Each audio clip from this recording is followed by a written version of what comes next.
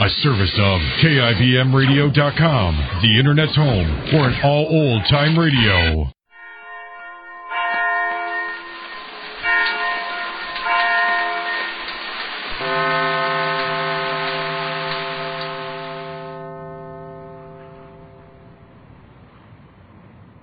You, finding life rather dull, dreaming again of exotic places, wishing you were somewhere else. We ought to escape.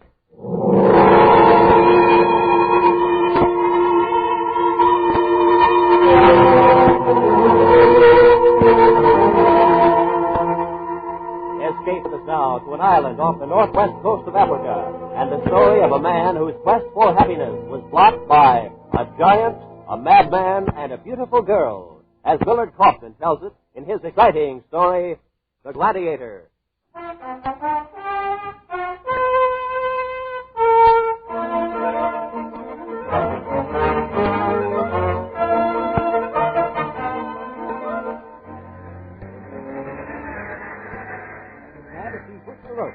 Now Scarletti follows his advantage with a right cross on the McNabb's heart. Then a left to the chin, and a right. And another right. Oh, a wizard of a smash to McNabb's jaw, and the pride of Scotland is down. He's down. The referee motions Scarletti to a neutral corner and begins counting. 1, 2, 3, 4. I stood there in a neutral corner, not realizing it was over. This was it, Joe. I had to tell myself this was it. After 12 years in the scrambled brains business, 12 years of living like a monk and dying before each fight, this was it. And then I saw her. Dark she was, and pliantly slender. The most beautiful girl I'd ever seen. She sat there among the ringside bloodsuckers with the arc lights on her white face. As calm and incurious as a queen.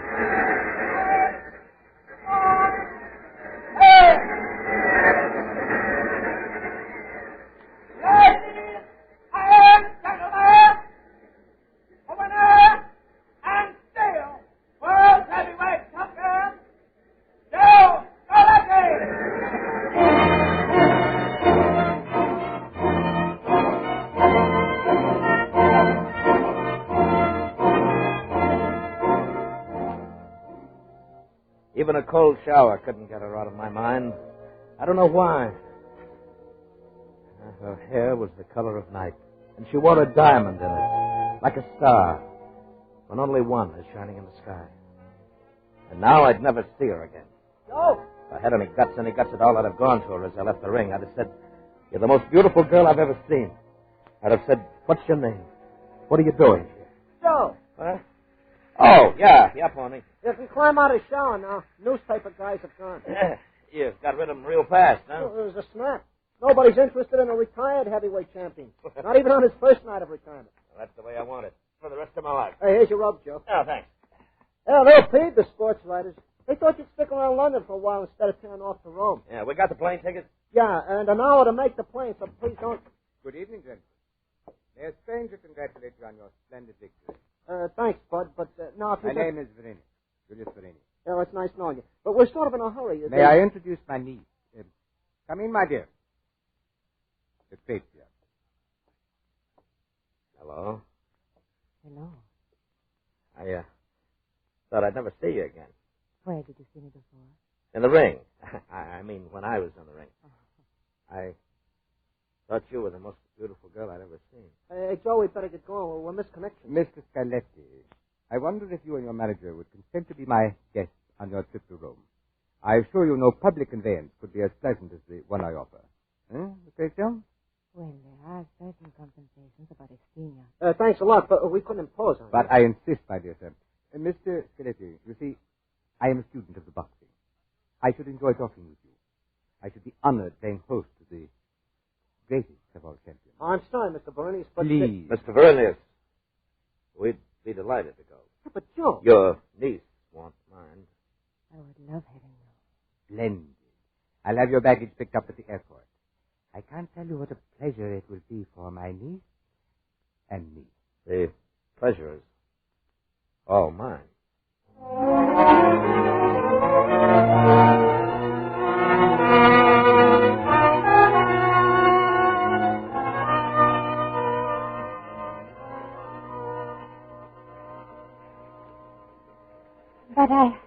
I just do not understand.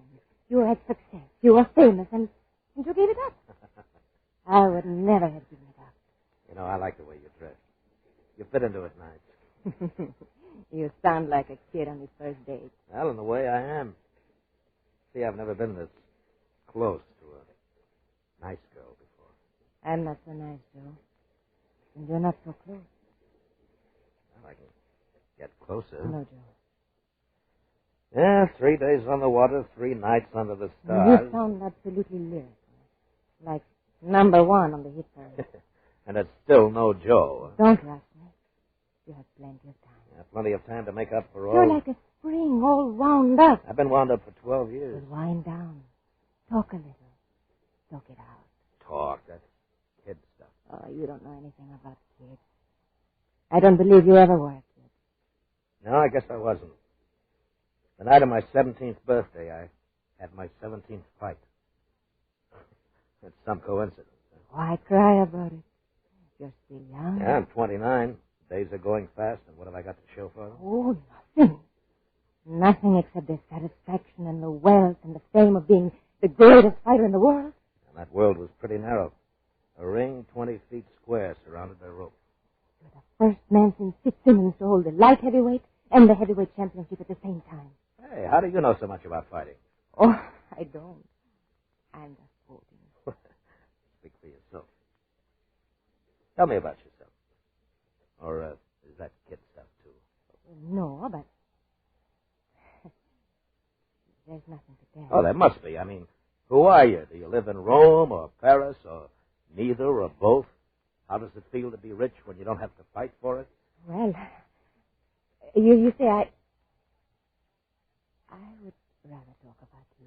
Lucretia. Why are you so upset? I'm not upset. It's Hey, just... Joe. Joe, I got to see. Hey, where are your manners, Pony? You're interrupted. Oh, that's all right. Joe, I'll see you later. Lucretia, Joe, something fishy about this whole ranch. What? Listen to me, Joe.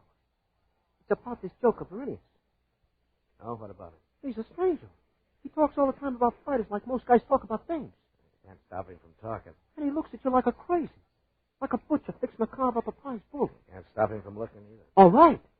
Well, remember in the dressing room 3 nights back? When you said we'd go with him? And he said he'd pick up our gear at the airport? So? So how did he know our gear was at the airport? How did he know we was going to Rome? You told the sports writers. Maybe you read it somewhere. I told him a couple of minutes before Verinius popped up. But that's not all. Joe, get your mind off that thing and listen. All right, I'm listening. Well, I've been trying to brush him off it. And on a little boat like this, it ain't easy, even in his fog. 10 minutes ago, he almost cornered me, so I took off. Up that stairway. A ladder. Aboard ship, you call it a ladder. All right, so I go off, like the 2nd floor. Now, the bridge. Will you stop interrupting? I mosey around, and I happen to notice that big map. That's a chart. They mark our course on it, day by day. That's it. Well, I almost fall down. Joey, we ain't going to Rome. What? To go to Rome, we should have turned left at the Rock of Gibraltar.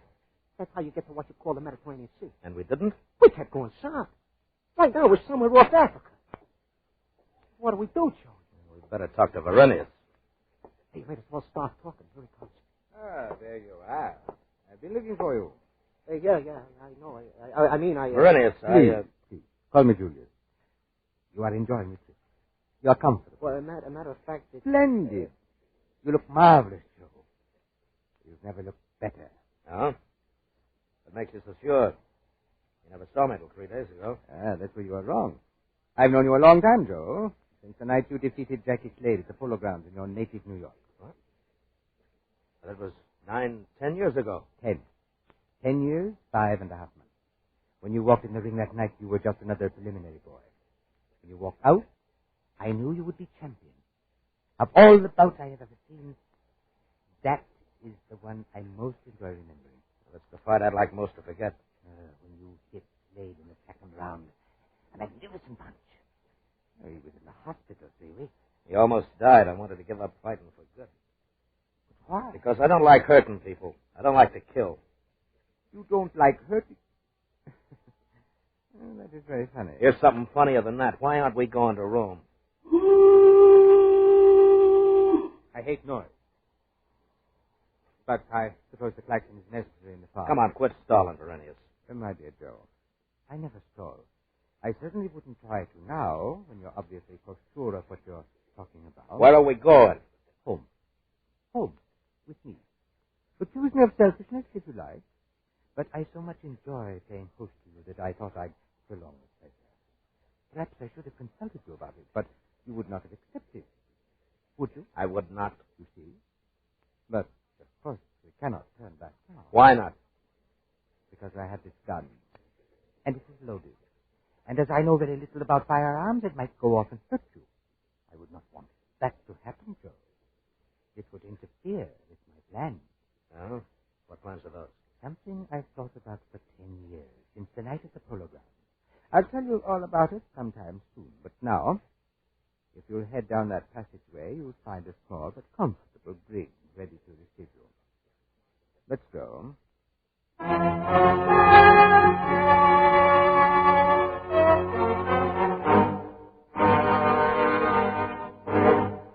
Escape, under the direction of Norman MacDonald, returns in just a moment. Looking for a bookie? Investigators are. Police are, too. But some police are not looking for the bookies that are a major part of organized crime in America. CBS Radio, as the third in its important documentary series, The Nation's Nightmare, uncovers fascinating facts about the bookie business. Hear from police, criminals, victims, in their own voices, under authentic conditions. Hear CBS Radio's The Nation's Nightmare on most of these same stations tomorrow night. And now, back to Escape.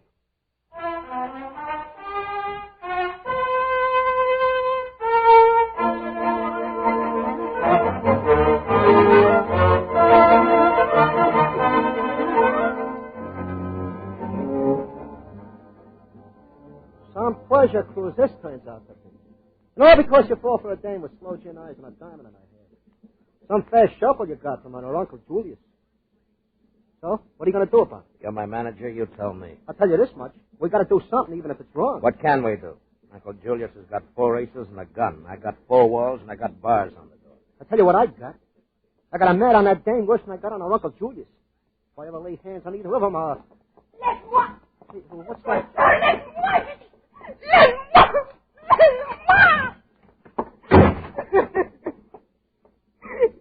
Well, if it ain't the dame with the slow gin eyes. Yeah. Verenius must have flipped to lock up his ever-loving niece. Now listen, baby, you better give it to us straight. What's this all about? I don't know. I saw him pull that gun on you, so I go to him. I say, what kind of business is this? I say, this is not my deal. What deal? Likely story. I swear. Practical jokes are okay, I told him, but not with a gun. He chose me and he with you. That's what you get for talking back to your Uncle Julius. He's not my Uncle Julius. He must have disowned her. I never saw him till a week ago. He comes in this club in Paris where I'm singing. He offered me 20,000 pounds to go to London with him. Just for the weekend, you see. To play a practical joke on 2 friends. Well, if we're the friends, I wonder how he treats his enemies. I'm afraid we're going to find out. Well, let's find out now. But how? Boney, get that tin basin over there. Basin? Yeah, get it.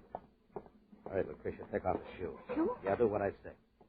Now, when I start rattling the door, you start banging away at the bulkhead. Oh, I get you. All right, are you ready? Okay, let's go. All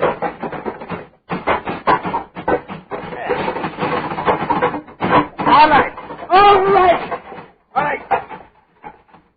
Now, what do you want? We want you should tell us a story. Where are we going? And why? You're asking for the story of my life. Then tell it. Come on in and tell it. No, thank you. I'll tell it on this side of the bar. Does the name of Verenius mean anything to you? Nothing. Once I knew a lightweight called Speedy Verenius. He was a bum, too. You were a constant loser. But the greatest loser of all was Publius Verenius.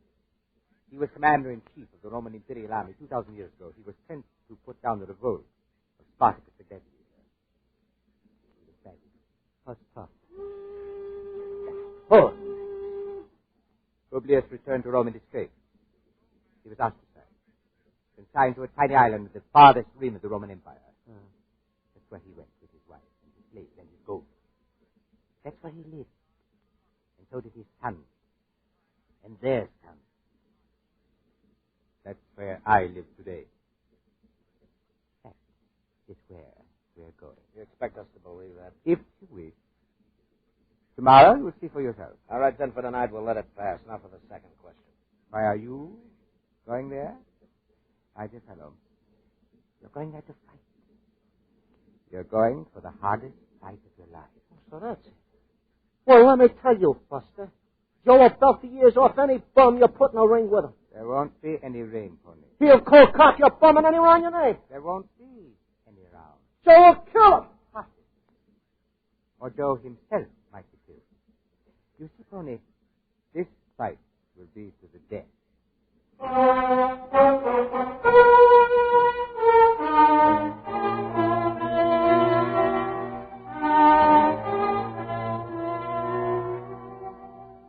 We got there the next night. A little island and a mantle of fog that hung solid as grease over land and sea. The dock gave way to a worn stone path. And suddenly, out of the fog, an enormous structure appeared with towers and battlements plunging so high they were lost in the gloom. Look at it. Like a castle or something. Not as big as Radio City, but almost. You like it, Joe? I'd like it better if you'd keep that cannon out of my spine. I apologize, Joe, but I cannot chance your escaping the fog. The fog is most forgettable. Usually the view from here is magnificent. Yeah. On a clear day, you can see Catalina. Or at least the African mainland. I admire your talent for jokes in so sane a situation. The situation's impossible. You kidnapped me to kill or be killed for your amusement. And now you regret that the view is not up to par. You're shocked, Joe, simply because my values differ from yours. Well, that's a mild way of putting it. You're shocked because you might die for my amusement. Death is not amusing. Where I come from. Where you come. I assure you I am equally shocked by the values of your world. At least we've gone a couple of thousand years from barbarism. You've gone from barbarism to decadence without touching civilization. We don't kill men for amusement. I often wonder what you kill them for. Yet the killing goes on, year after year. What's war but mass murder? All right, but basically our way of life... Basically, you have no way of life. You have a culture of gadgets, to which no one has contributed anything of value since the Romans invented the bathtub. Oh, don't argue with him, Joe. It is getting us nowhere. Right, my dear. Anyway, this is as far as I go. What's on the other side of the wall? You'll find out. As soon as I find the key. Here it is. Inside, this is it. And make yourself at home. I'm your slave. Yeah. Or vice versa.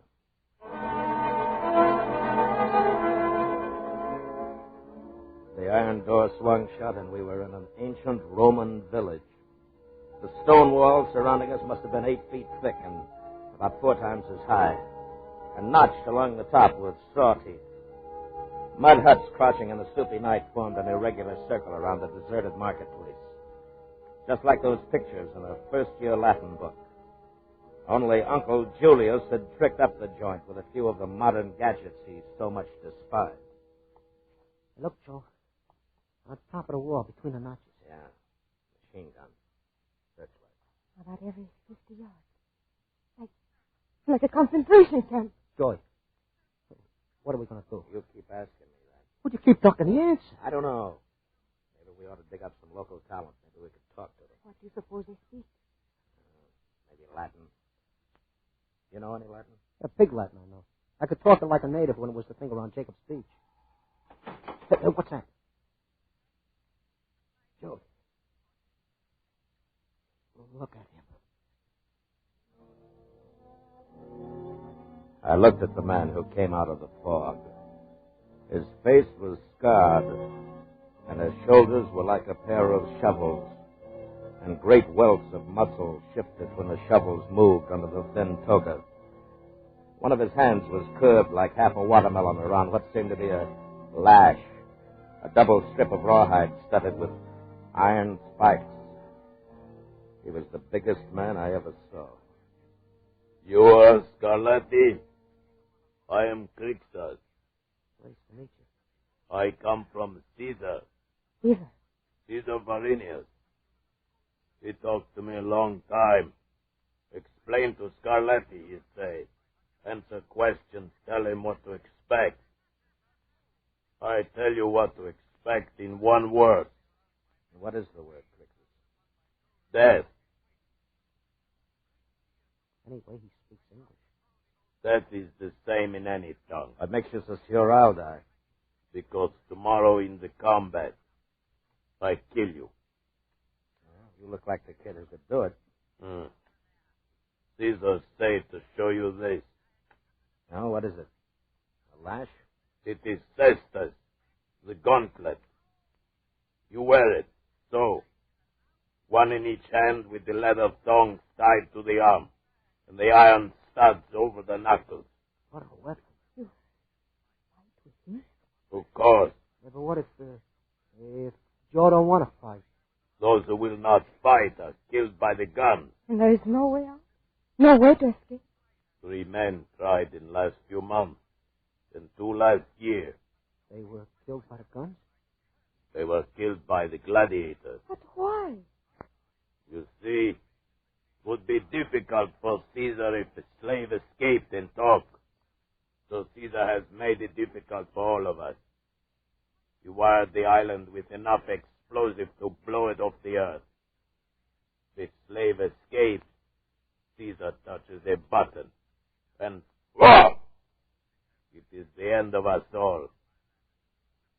He is very clever, Caesar. Crixus, how many gladiators are there here? Once 120. Now me. And you. How many men on the guns? 12 guns on the wall. 24 men. Each gun is placed to cover all the others. Clever. But they're about 50 yards apart. A man might slip between them in the fog. There are searchlights. What do you think, Joe? The fog, Pony. The lights are useless in the fog. Yeah, but how can we climb the wall? Crixus, each gladiator had a pair of these gauntlets, right? Of course. Where are they now? In that chest over there. Yeah, it's locked. Of course. I have the key. Well, come on, open it, Crixus. Why? Look, we'll tie them together and make a rope with a loop on one end. We'll swing the loop over a notch on top of the wall. No, Scarlatti. No. Not while I am here. You would rather fight than be free? If I kill Scarlatti tomorrow, I am free. Caesar has said it. If you don't kill me, you'll be dead. I kill you like a fly. Oh, yes, Joe. This jerk's lined up with Lenny's. I hate to think of tomorrow. I guess I'll have to tangle with him tonight. What you say, Scarlatti? Nothing, Crixus. Just Boy, you sure clobbered. All right, let's find that key. Now, here it is. Come on. Yeah. All right, Pony, now take these gauntlets and tie him up. Tie him up good. He'll never get out. Use one for a gag. Right. Tie them tight, Joe. You think they will hold? I don't know, baby. But in about 10 minutes, we're going to find out.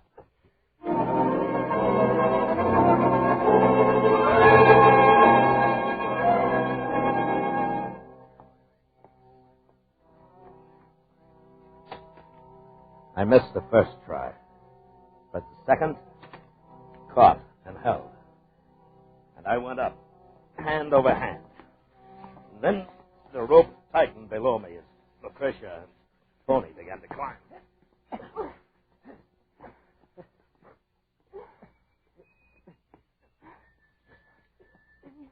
The machine gun was about 60 feet away, somewhere beyond the fog. But the whistling of the gunner was a guide. Foghorn. All right. Now down the other side.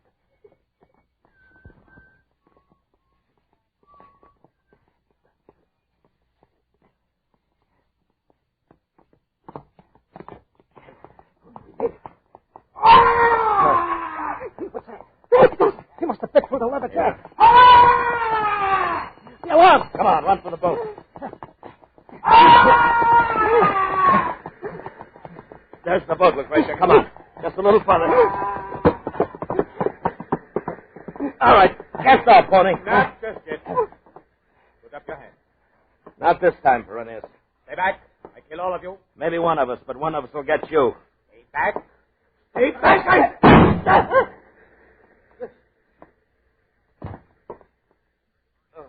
Joe. Joe, are you hurt? No, not much. Get aboard.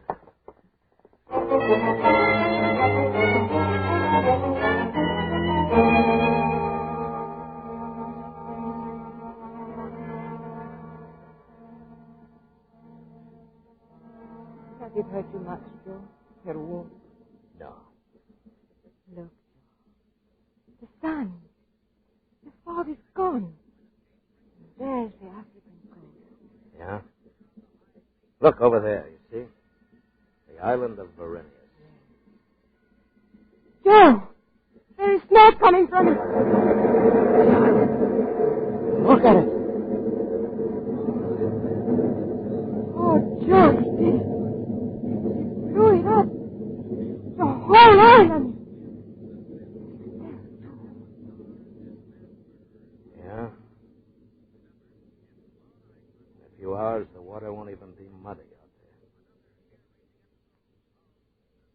Joe? Yeah? There's only one thing wrong with this whole lash up. What is that for? Nobody's going to believe any part of this now.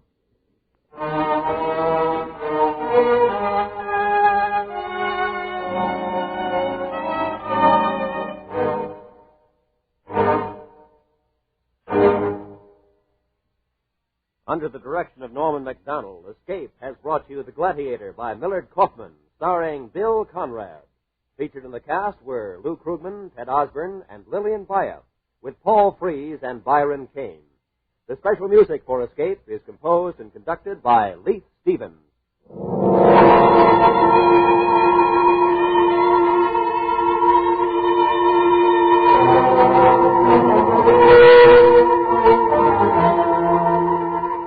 Next week, escape with us to the Yellow Sea and the story of a man who fought the entire Japanese Navy with an ancient submarine and an untrained crew, as Alec Hudson tells it in his exciting story, Up Periscope.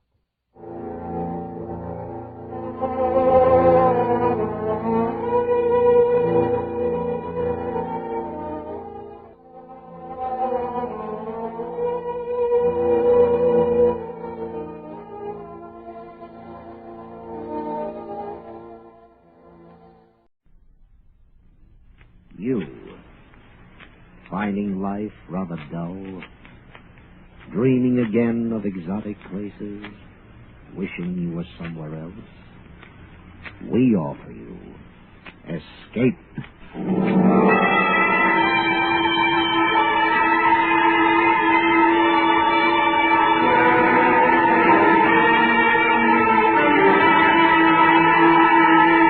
Escape with us now to the Yellow Sea and the story of a man who fought the entire Japanese Navy with an ancient submarine and an untrained crew, as Alec Hudson tells it in his exciting story, Up Periscope.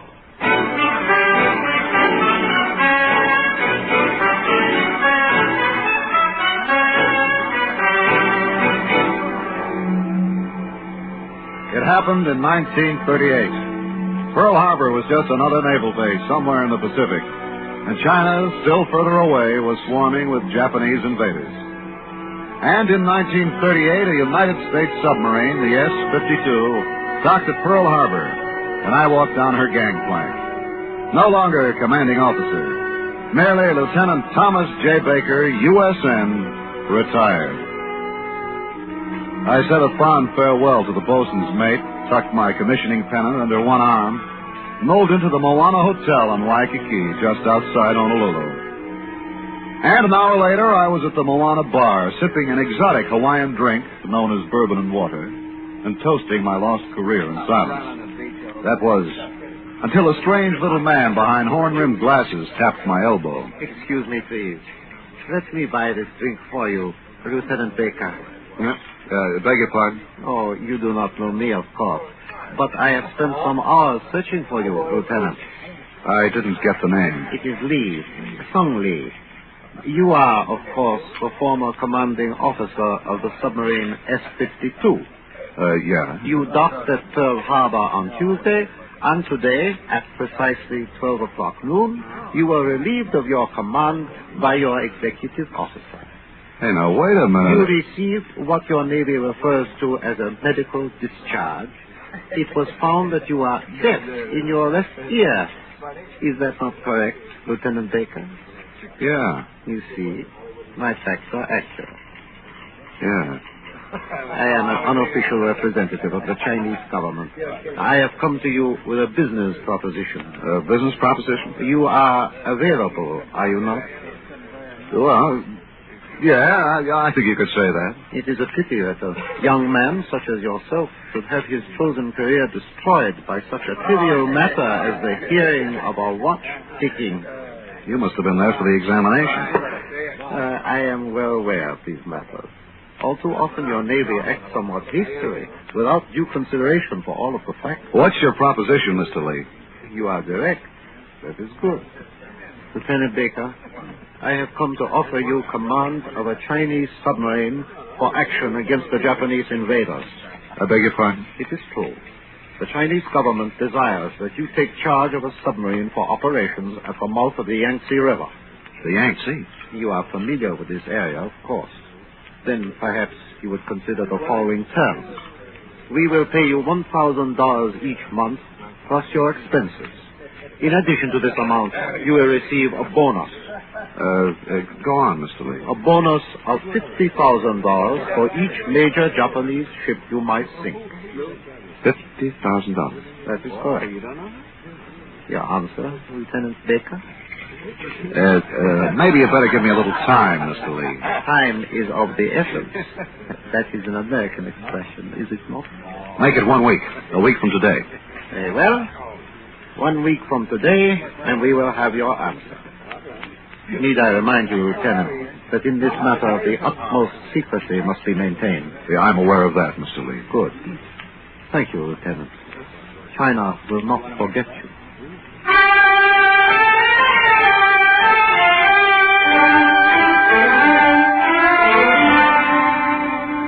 The market for slightly used submarine officers was at low ebb in 1938. So a week later, I met with Mr. Lee and 3 elderly Chinese. I made a counter-proposal that I be allowed to hire 3 key men of my own choice as assistants. Mr. Lee and friends agreed. And I found myself promoted. Lieutenant Commander Thomas J. Baker, Chinese Navy. I wired 3 ex-shipmates. 2 answered. Chuck Young, an engineer who'd been paid off after 16 years of service. And Jimmy Mann, my old chief torpedoman from the boats in Panama. A week later, Young and Mann arrived. And 2 days after that, Young, Mann, and myself took the Clipper for Hong Kong. Our destination, Amoy.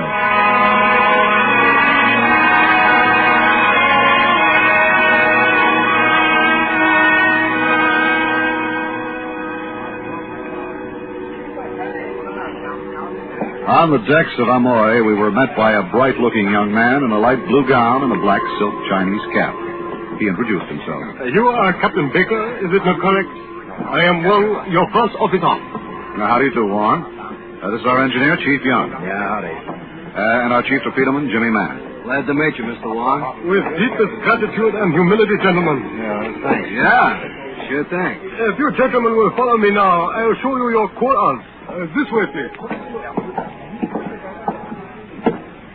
Hey, Skip, what does he mean, show us to our quarters? I don't even see a boat.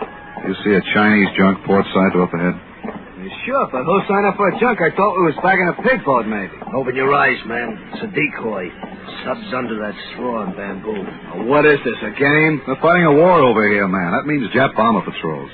Oh, I get it. Congratulations. So, here comes one. Will you step aboard now, please? All right. Okay. Sure thing.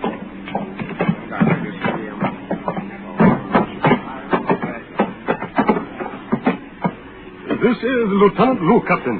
He is your second officer. How do you do, Lieutenant? Indeed, a pleasure to welcome you aboard, Captain. What a nut joint, it's an S-boat. It is indeed ancient, gentlemen, but we have kept it in good repair.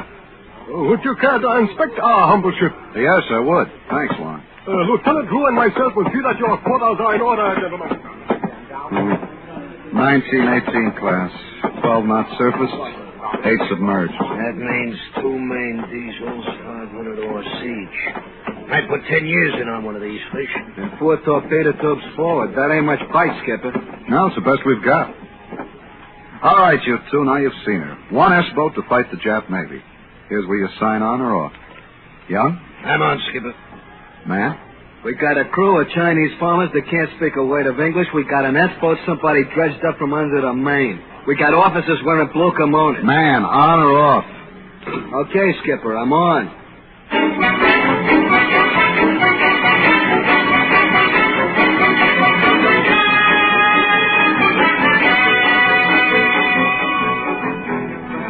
Man was right about the crew. Outside of Lou and Wong, not a man among them could understand even pidgin English. One thing about our Chinese S-boat was universal, the smell. The smell of fuel oil and acid and humans at work. And we worked around the clock. I was given 30 days to mold 800 tons of iron into a ship and a mass of Chinese peasants into a fighting force. Young complained constantly, the way a chief petty officer or a sergeant complains, so I knew he was making out all right. But Jimmy Man came up with a unique problem. Okay, Skipper, so now we got torpedo fuel. Best darn torpedo fuel I ever tasted. Since when did you switch to grain alcohol? You know we ain't got no grain alcohol. It's just that I found it's a substitute. All right, tell me about it. Well, it seems there was some gin on the docks one day. Several cases. By rigging up my own little still, I was able, with tears in my eyes, to change the gin into torpedo fuel. I'll see if the Chinese government hasn't got a spare Navy cross. Just call me Kentucky Jim Man. We're serving old torpedo in the galley. I made an itemized list out on the Chinese S-boat. It showed no deck guns, sound gear worse than useless, no fire control system for firing the torpedoes, and no flood control. Then one day toward the end of the month, Chuck Young brought up the real problem. I tell you, Skipper, it can't be done. These old batteries are next to worthless. Well, you can't expect much of batteries that have been lying around a back channel for years. Expect much? But, Skipper, batteries are the life of a sub. If we got no batteries, we got no boat. I'm painfully aware of that, Chuck. You know what happens to old batteries? They seep hydrogen. One of these days, we're going to be submerged, and the hydrogen is going to start leaking out, and wham! They blow up like a Chinese firecracker. Then we'll have to be cautious. Cautious? With hydrogen? You can't see the stuff. You can't hear it. You can't smell it. Something makes a spark, the whole boat goes sky high. All right, Chuck, have you got any suggestions? Outside of forgetting the whole thing. Yeah, that's what I thought. Now get your engine room in order, Chief. We're sailing for the Yangtze tomorrow.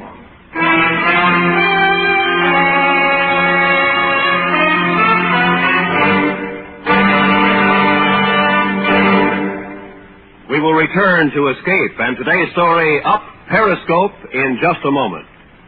Did you know that for only $10 you can supplement the food rations of a family of 4 for a whole month? Just send that $10 to CARE, spelled C-A-R-E, New York. CARE guarantees delivery of its packages to 11 different countries in Europe, as well as to India, Israel, and Japan. Don't forget to include your name and address and the name and address of the family you want to receive the CARE package, because CARE is a person-to-person, international goodwill service. And now, back to Escape.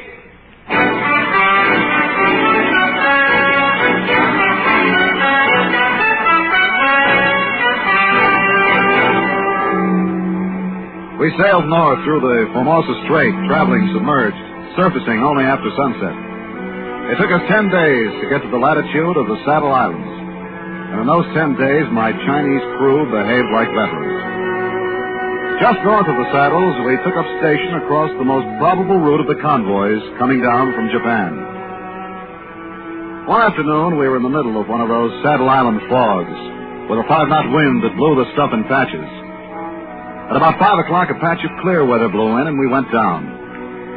My first officer, Lieutenant Wong, was standing next to me. When I brought it to Periscope deck and took a look around, my heart nearly jumped out of my mouth. Yes. I did something, Captain. 1, 2, 3, 4. What? Good Lord. It is Japanese convoy, Captain. More than a convoy, Wong. An entire division. Heavy stuff. Battleships, cruisers, destroyers. Here, have a look. Yes, Captain. It is as you say. 4,000 or 5,000 yards. They're lying stern to. It's an anchor waiting for the floor to lift. Wong, stand by to submerge. But, Captain, an entire Japanese fleet. Well, what do you think we're here for? Down Periscope. Signal General Headquarters. We're going down to attack.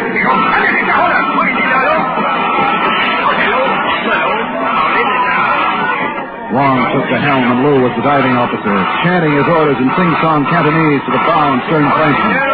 And in 2 minutes, our S-boat was ready to attack. Torpedo stones loaded and ready, Skipper. Steady on course 210, Captain. We'll run parallel at 1,500 yards. Hard right rudder. Hard right rudder, sir. Up Periscope. Up Periscope, sir. Steady on course 090. 090, sir. Once again, how? We'll take the battle wagon first, Wong. That's Matsui class. Come left. 5 degrees. Come left. 5 degrees, sir. There she is, Wong. Lying there, inviting a tin fish. Steady on course 0, right 5, sir. Start timing. 10 seconds. 9 seconds. 8 seconds. 7 seconds. 6 seconds. 5 seconds. Stand by to fire 1. 3 seconds. 2 seconds. 1 second. Time up. Fire 1. Hold it down, Lou. Don't boat you. Fire 2. 1,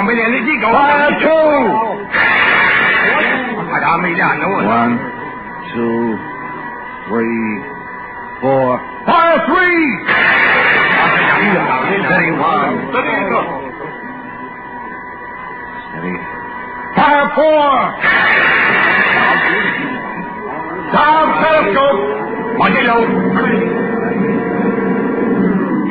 Left full rudder, full speed ahead. Take it down to 100 feet.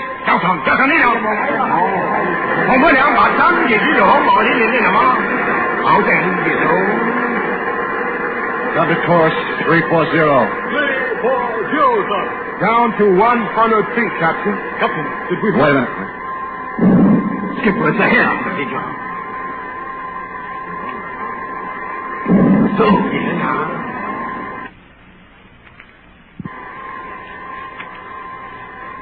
3.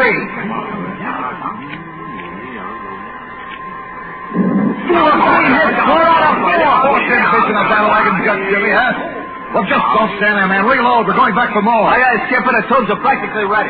Stand by to bring her up, Lou. Aye, aye, Captain. But 4 hits, Captain. Surely... Battleships can take it, Juan. We want to be sure. They're dropping depth charges. They'll be spraying them like hand grenades. Right full rudder. Right full rudder, sir. They're ready to fire again, Skipper. Good. Stand by. Course 250. 250, sir. Take her up, Lou. Aye, aye, sir.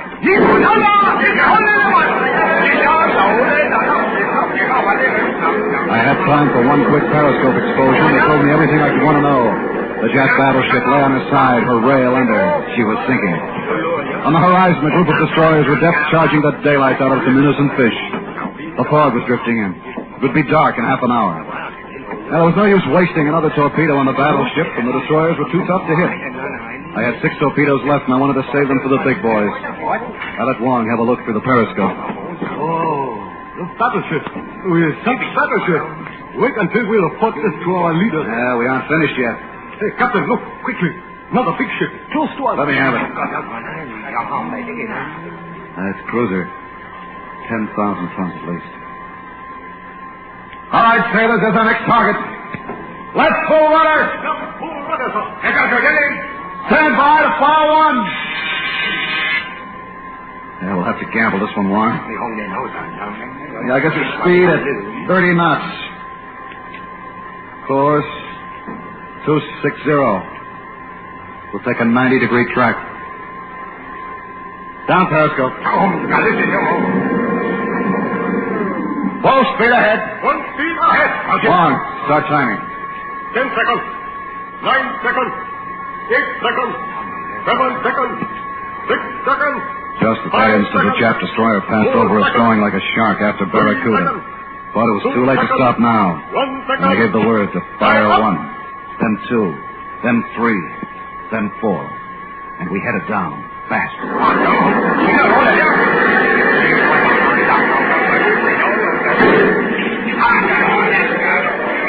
I gotta take a look, Juan. Lou, take her up to Periscope deck. Periscope deck. Aye, aye, Captain. Skipper, I gotta talk to you. Come on, just a minute. Periscope deck, Captain. Up Periscope. Up the Periscope. Cruiser's down by the stern, Jenny. We got her. Captain, listen to me. The fog's coming in again. Captain, cell number 72 has reversed itself. The storage batteries are going out. Well, rip up the battery decks and get those jumpers across. I'll hold the speed down as low as possible. Right, Skipper. Take it down to 100 feet. Captain, to Periscope. Destroyer carrying down on a full speed. Let me look. Forget the batteries. Full speed. Take it down, Lou. Take it down. Flash dive. Flash dive. Captain, come here!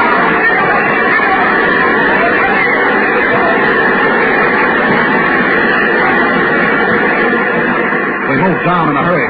Whatever Lou was saying in Cantonese did the trick. Luck was with us. But we'd had a lifetime of luck in the past 20 minutes. It couldn't last forever. And it didn't.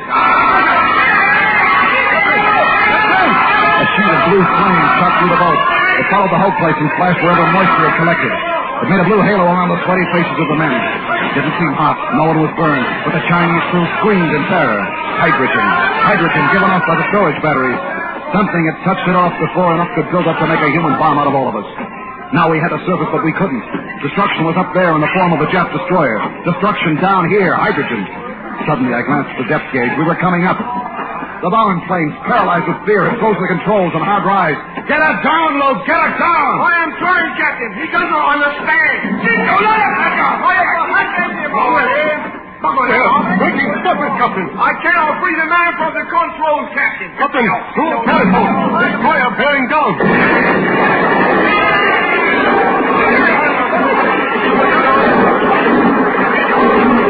The impact drew all of us to the deck.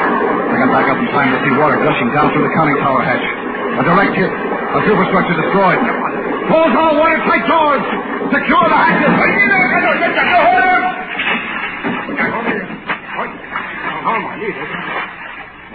Captain, his lights. The lights are gone out. The circuit breaker's knocked out. Switch out the emergency lights. Young, can you work on the circuit breakers? Aye, aye, sir. We're getting water in the torpedo room. Never mind that, man. Help Young with the circuit breaker. Aye, aye, sir. The crew, Captain. They're very frightened. Light down. Low. What's our depth? 150 feet, Captain. We are sinking rapidly. Hard rise on the bottom stern planes. The circuit breaker's okay, Skipper, but the pump can't handle this water. Well, take charge of the air manifold, Jimmy. Blow out a little of number 2 main ballast. Aye, aye, Captain. 200 feet, Captain. We are going down too fast, Captain. 225 feet, Captain. No, Captain. Wait. Now we are rising at 200 feet. Captain, I do not understand. 175 feet. We are rising rapidly. Man, let a little air out of the ballast tank. Captain, what is happening? First we are too deep, then we move up too swiftly. It's the water inside the boat. It rushes forward, and we dive, and back aft, and we go up. Still coming up, Captain. 100 feet. It's no use, Skipper. The pumps can't handle our weight fast enough. You sure the Kingston valves are open in the main ballast tank? Yes, sir. 50 feet, Captain. Nearing surface. Well, we'll have to take our chances on the surface, man. Blow all main ballast. Blow all main ballast, Captain. Captain. What is it, Ward? The crew, they don't understand what is happening. Water is filling ship. Well, we'll be surface in 2 minutes. But they have taken the knives from the ship's galley. They are crazed with fear. Hold them off, I tell you. We're nearing surface. Periscope depth, Captain. Oh, never mind that. We'll take her up to the surface. We're okay, Skipper. We're coming up. Captain, listen to me. These poor farmers know nothing of submarines. They must be stopped. Skipper, the course of the hatch. Don't stop them. We're not surface yet. Nearing surface, Captain. Captain, the water's pouring in on the battery, so it's placing close above the hatches. Surface, Captain. Skipper, the batteries, the salt water's pouring under the battery. Captain, what is this green gas? On past the word for all hands to abandon ship. Skipper, if that chlorine gets to us, we're finished. Let's get out of here. Okay, where's Young? I don't know. He was in the Chinese mob a few minutes ago. Skipping a quarry spread. Yeah. Let's get Young. Follow me. Skip, I don't. Skipper, look. Young. A meat cleaver buried in his skull. He's dead, Skip. So you better stop that mob. You got that for his efforts. Let's get out of here, Skip. Yeah, you're right, Jimmy. We can't help Young. This way.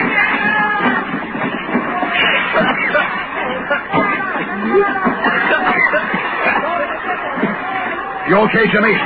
Sure thing, Skip. Those poor devils forgot to take their life jackets. We can't help them, Skipper. They brought it on themselves. Hudson, you all right? Yeah, all right, Warren. Where's Lou? I don't know. We can still save the ship, can't we, Skipper? It's the gas that drove us out. 3 men can drove us, sub. Wong, the F-boat belongs to your country. We leave her this way, she might drift into the hands of the Japs. My country needs a submarine. We have so few weapons. Well, it's you and Man and me. Do you think we can save her? No. You've done your best, Captain. It's for you to decide. All right. Man, take the forward hatches. Wong, you take aft. We're trying to scuttle her.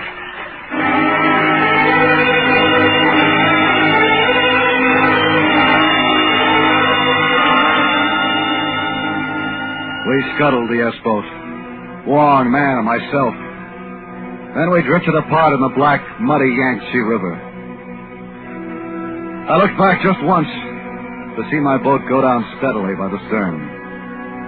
She was a pig iron wench of uncertain antecedents, but she'd been all mine, and she met her end like a lady.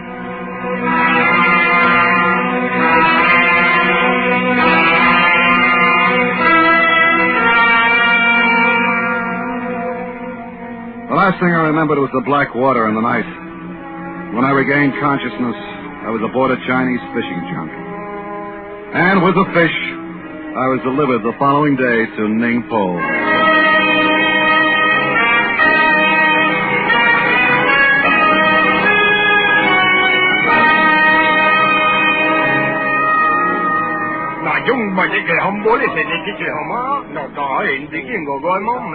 Enough. Gentlemen, you must contain your emotions. This man, this American, must be tried fairly. As fairly as he has sunk our submarine. Do not forget that, worthy one. You have heard his story. It is now up to us to believe it. But you haven't heard my story. You kept me locked up in your filthy jail for 2 days. You haven't let me wire my government. You haven't let me... Please, Lieutenant. You are making this most unpleasant. Indeed, we have listened to your strange tale. You yourself have admitted ordering our noble submarine to be sunk. Yeah, but what about the rest of it? The Jap battleship we sunk and the cruiser? Surely, Lieutenant, you are not still portraying yourself in this ridiculous, heroic fantasy. But I tell you, we sunk them, a battleship and a cruiser. Then we were forced to abandon ship. Ask the Japanese. They'll tell you we got 2 of their major ships before they got us. Surely, Lieutenant, you are not so naive as to believe that our enemy, the Japanese, would admit to this, even if it were true. Tell your distinguished superiors, these gentlemen gathered here, just who saw these imagined sinking. I did. And so did Wong, my first officer, Lieutenant Wong. He saw them, both of them. Ah, so there was someone else. And pray, tell us then, where is Lieutenant Wong? I don't know. He drifted away from me during the night. He drifted away from you during the night. I believe we may now weigh the evidence. The crime is treason against the government of China. Gentlemen, how do you find this man? You see, Lieutenant, you deserve the maximum penalty. Death tomorrow morning before the firing squad. However, we are all too aware of your American citizenship. Therefore, we shall suspend this sentence under one condition. That you leave at once and never return to China again. Is so?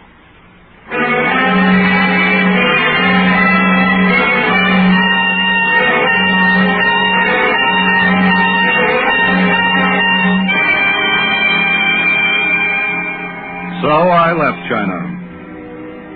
My $1,000 a month salary, my bonus now worth $100,000. The unofficial Mr. Lee, I saw none of it or him. In the end, I was glad to be alive and to have discovered that I had my belly full of submarines for life.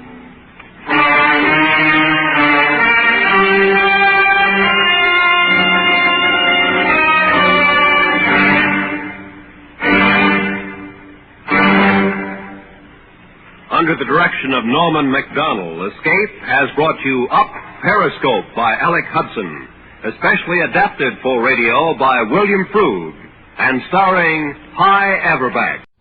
You, finding life rather dull, dreaming again of exotic places, wishing you were somewhere else, we offer you Escape.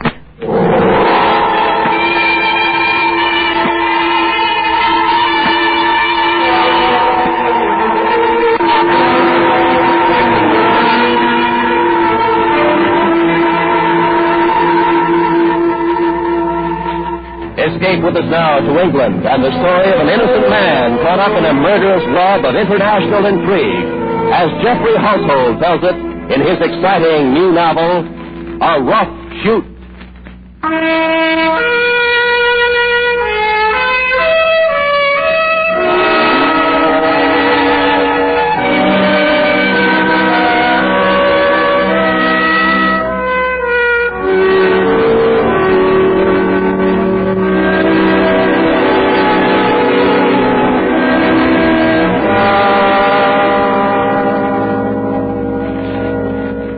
It happened on an autumn evening, so silent and peaceful that no one could have a thought of human violence.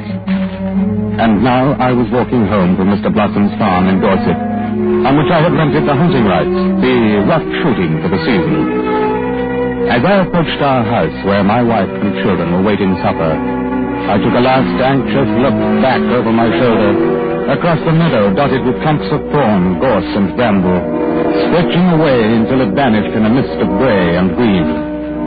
And then I hurried on into the house, glad for its cozy warmth and feeling of security. What kept you so long, Roger? I'm sorry, Cecily. Where are the boys? They've had their supper. I've sent them to bed. You must be starved. I'm afraid I'm not hungry. What I need is a pot of whiskey. Roger, what's the matter? I don't quite know how to tell you, my dear. Tell me what? What is it? Well, out there on the chute. Just a little while ago. Roger, what happened? Oh, Cecily, I can hardly believe it myself now. Tell me what happened. All right. I killed a man. What? It's true, Cecily. I killed a man and then I threw his body in the sump. Roger! It's true, Cecily. But you couldn't have. I don't believe it. Well, listen to me, Cecily. You see, I was walking back from Mr. Blossom's farm and I saw three men bending over something by a hedge. I thought they might be poachers. So I started toward them when a cock pheasant suddenly flew up in front of them and then one of the men shot it with an air pistol. Yes. Well, it made me angry and I lost my head. If they were poachers, I wanted to teach them a lesson to frighten them. So I let one of them have a charge of birdshot in the seat of the pants and... Well, he fell forward onto the ground, and he lay there kicking for a moment, and then he was still. I ran up to him, I turned him over, and I found that he'd fallen onto a sharp spike that he'd been working with. Oh, Roger, how terrible. It was driven into his head. It killed him. Oh, then you didn't... It was an accident. Yes, I know it was, but no one will believe it now. But why, Roger? Because I've hidden his body under 10 feet of water. In the sun. Why did you do that? I don't know why, Cecily. I don't know why I did it. I just lost my head, that's all. Roger, you said there were 3 men there. Yes. What became of the others? Well, that's the strangest thing of all, Cecily. When he fell, they turned and ran. But why? I don't know why. Have you told the police? I can't tell the police. Mr. Blossom will go to them. It happened on his farm. He'll go. No, Blossom doesn't know about it. Surely he'll find out. No one will find out. That is, not until the body is discovered. What about his friends, the men who saw it? Well, Cecily, if those 2 men were going to the police, they'd have stayed to identify me. But they ran away instead. Don't you see? For some reason, they didn't want me to identify them. Well, they were poachers. Oh, no, they weren't poachers, I'm sure of that. Oh, then what were they doing there? I don't know, my dear, but for my own protection, I'd better find out. How? Well, the only thing I can do is to go back there and see what I can discover. Oh, won't that be rather dangerous? Well, it would be more dangerous not to find out. Yes. Yes, perhaps it would. Oh, but do be careful, Roger. Yes, of course, my dear. Of course I shall.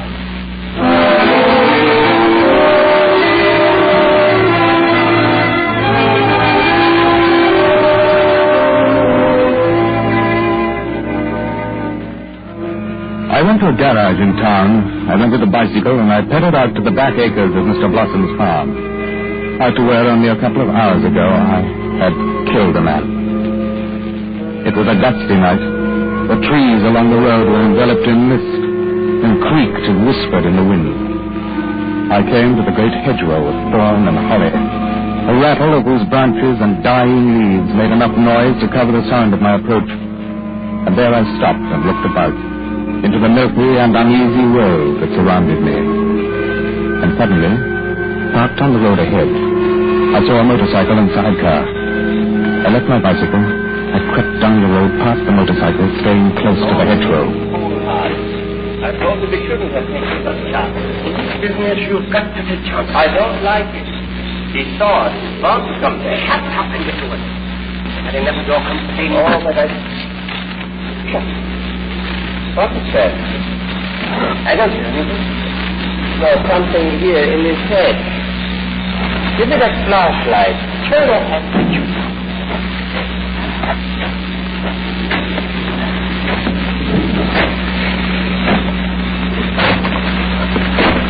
Here he is. Oh, I do. Come on, Dad. Oh, there's someone. You come back here. Come back here. I raced back down the road. Still gripping the shovel I'd snatched from the man who had attacked me. And when I reached the motorcycle, I stopped just long enough to slash the exposed, delicate wiring of its engine with a shovel and then ran on. A few minutes later, I was pedaling furiously home.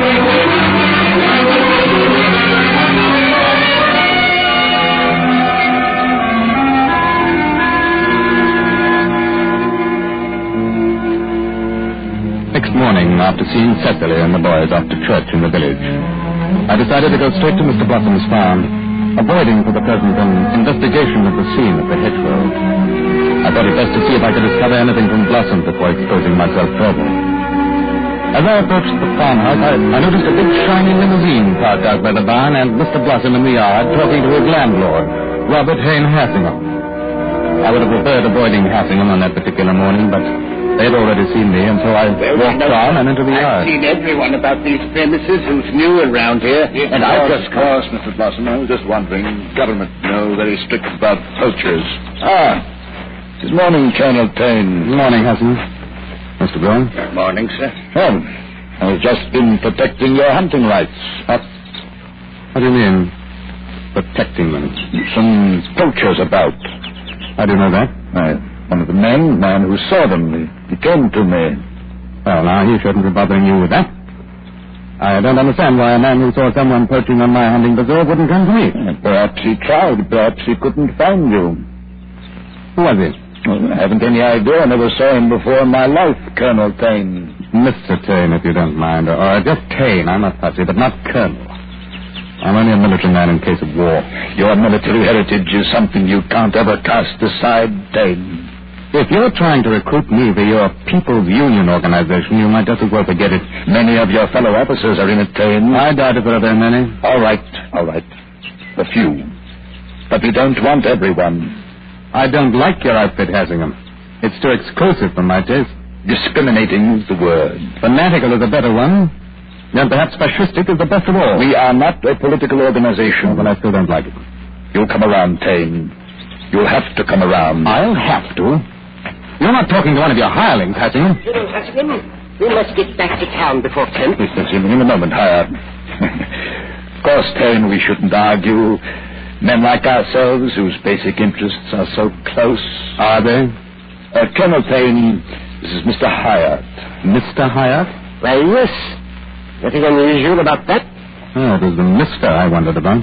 How so? Are you an executive in the People's Union? Yes. Why? I thought all executives were officers in your organization. But I am a kind of officer, Mr. Tane. What kind? Security. Intelligence work? In a way. A sort of super policeman? Sort of. You see, Tane, we have men of varied abilities in our organization. Hassingham will be late for the meeting. Yes, of course. You're right. Oh, by the way, Mr. Tane, do you ever go shooting in the early evening? What? Oh, no, of course not. That's odd. Why? Why should it be odd that I don't shoot in the early evening? Last evening someone was shooting on your game preserve. Well, what of it? It happens all the time. What are you trying to imply, Hyatt? Why, nothing, sir, but it seems curious that a man who loves to shoot wouldn't be interested in who poached on his own grounds. Good day, sir.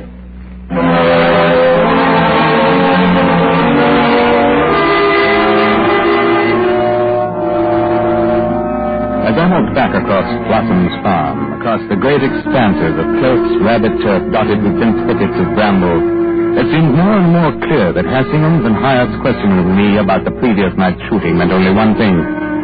They were somehow involved with the man I had killed.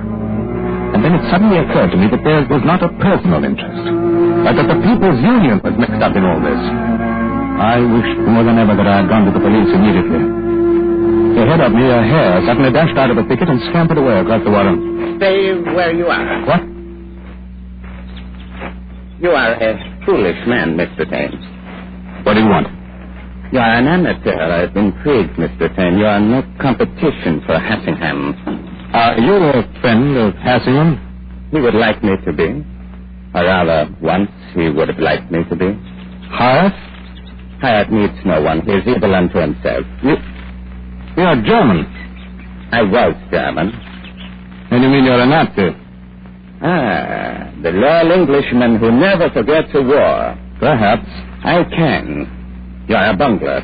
Your English bungling delayed my plans. How stupid to shoot at Von Cleek. Von Cleek? Yes. You bungled into killing a man you don't even know. That is terrible luck, my friend. I'm not your friend. Nor are you my enemy. Do you know why? Because I don't care about you. I don't care whether you live or die. After we have served each other's purposes. Who are you? Mordell. General Mordell. A general without an army. The most useless of all useless things. Mordell? I will refresh your memory. I was part of the Nazi general staff. There was a point in the war where some of us, some generals who had put Hitler into power, decided his leadership was no longer useful. He could have led us to victory, but he was leading us to defeat. Worse, to total destruction. Oh, yes, Mordell. The Nazi general staff. Correct. Yes, they said you were dead. They said all of us who failed to kill Hitler were dead. And it was proved, except for one. For this one. For me. I want nothing to do with you. Listen, my dear fellow. 3 former friends killed my family after I failed in the bomb plot. 3 good staff officers. Since then, I've had but one mission in life. To kill them. I waited. 2 are gone. The last one was due to land here on a plane until... You on a plane? In this field? There's a strip a plane can land on, about 100 yards west of us. When Cleek was helping to install one of the radio beacons they'll use to guide the plane in, when you shot him and upset everything. Now I want your help.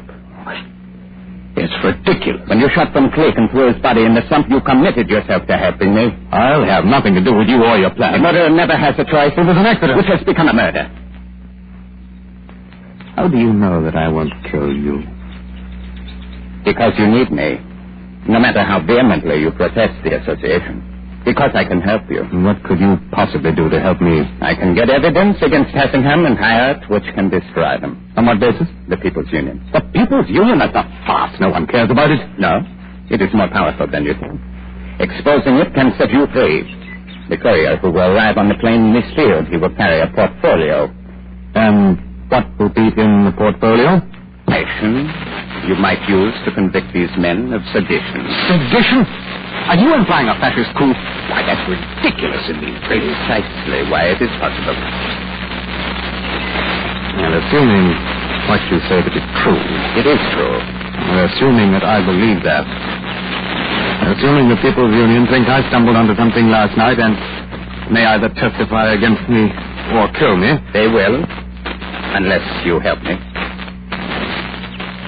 What must I do? Kill the courier? No, I will do that. You will merely be my accomplice.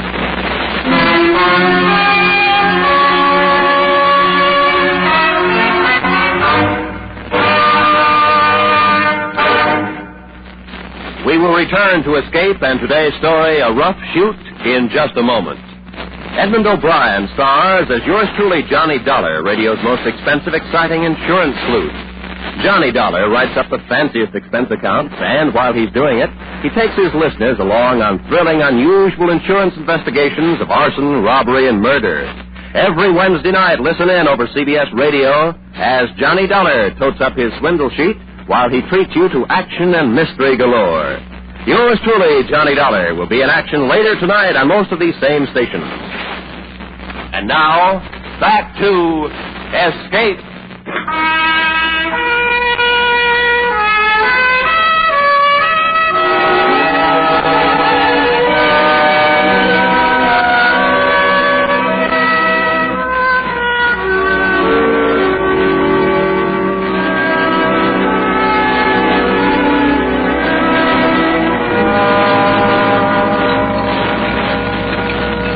Nothing to eat for me, Cecil.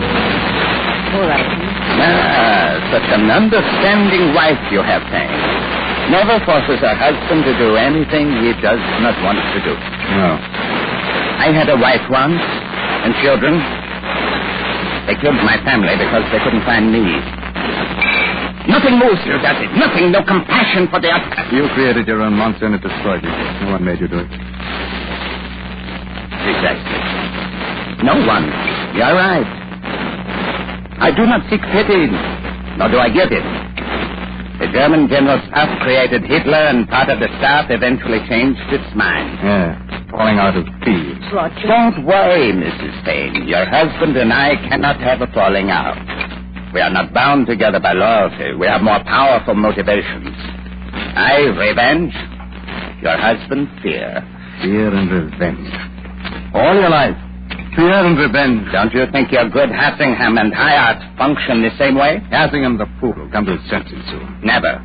You don't understand the British mind, do you? I understand the fascist mind. It's getting dark. Shall we go to the field? Roger? It's all right, my dear. What a shame it would be if we were to fail and Hassingham were to succeed. Your wife and children would be left alone.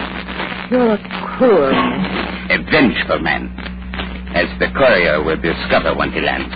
But don't worry, my dear. It will be all right. Ah, the ex-soldier speaks in all his bravery. Come, Tane.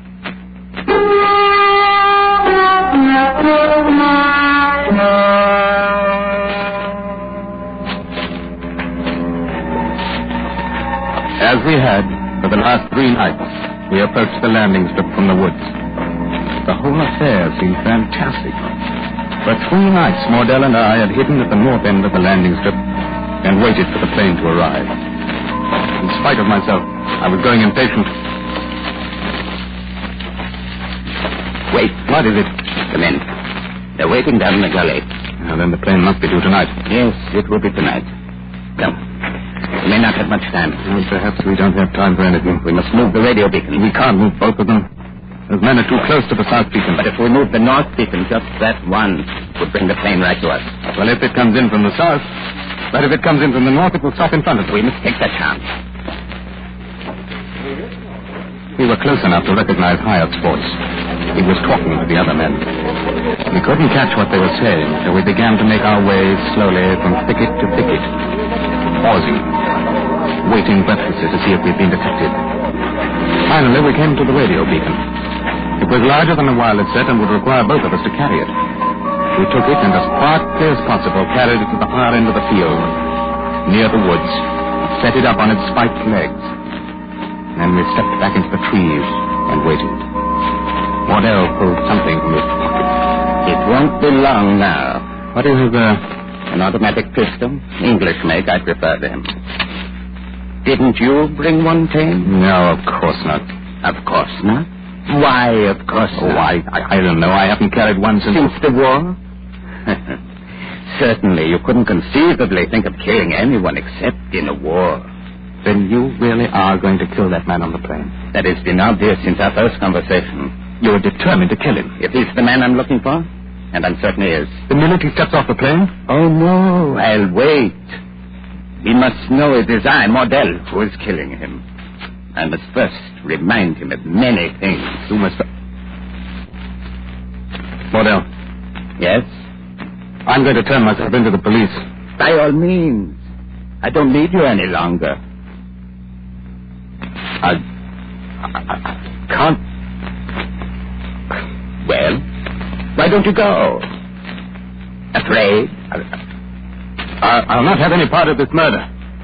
Going to throw yourself on the mercy of the court? There is no justice in the courts? Not if two such estimable gentlemen as Hyatt and Hassingham testify against you.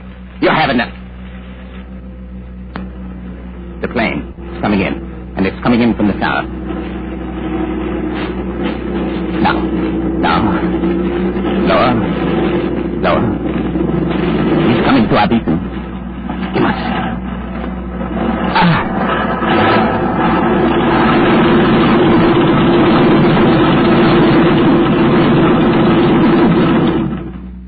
Your last chance, Saint. Coming? Yes, I'm coming.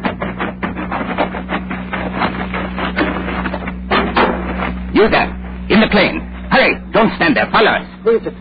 Ungracious, is it you? We can talk in the woods. Jump from the plane. Here we are. It's the police. Hurry. Tell the pilot to go now. I cannot see your face. Quickly. Hurry. Get that plane out here. Out. Fast.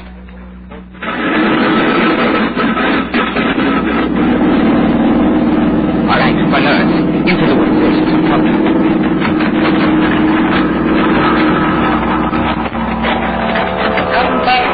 Come back.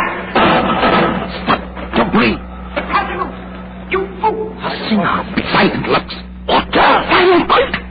This way. I think he went to that thicket there. Over this way. Follow me now. Follow me. Hassingham and the others ran off in the wrong direction. With his gun, Mordell prodded the reluctant Lux deeper into the woods, and then stopped. It has been 6 years, Lux. I did what was ordered. I tried to stop it, but everyone who was a friend of yours was suspect. Everyone. It had to be done. My good friend Lux. My old comrade in arms, Lux. The murder of my family, Lux. I didn't really do it once, did I? I was only there, Morton. That's a lie. It's true. Don't you understand? You had failed. And if we followed your example, if we turned on the Fuhrer also, there wouldn't have been anyone left to prepare. For what? For defeat? For destruction? What preparation was needed? No, to prepare for afterwards. Here, look, in this briefcase, a list of names, men all over the world, still ready to help. Strong men, important men. Here, Mordell, look, Mordell, in the briefcase. Step back, Dane. Give it to me, Lux. Let me see it. Stay. I helped you. I have helped my part of the bargain. It was no bargain at all. You had no choice. Now, Lux, what was this about preparing for afterwards? Yes, prepare. We had to protect the staff. Hitler himself meant nothing any longer. But we needed time to make plans to protect the staff. And not your preparations did. That's why you're wrong, Mordell, wrong. We did well. You live in the past, in defeat. We are not defeated. little by little we come back. Little by little we take over important work. Big work. An illusion, like the illusion we all had once. The illusion of the defeated. Are Colonel Hustingham and the art illusions? Theirs is the same idiot song you sing. Oh, Bordel, don't you see? There is no past for us. No murdered wife, no murdered children, Lux. No past, all forgotten. It has to be done. I have to go along with the others. You outdid the others. You can't. The past, it's over. We all did our duty. Dear friend, good friend. Can't do it. Don't try to interfere. Well, this is England. It's not Nazi Germany. Silence! Lux. Bordel, you'll never get out of England alive. The police will... The argument is over. No more trouble. For my wife. Bordel. For my daughter, Lux. For my son, Lux.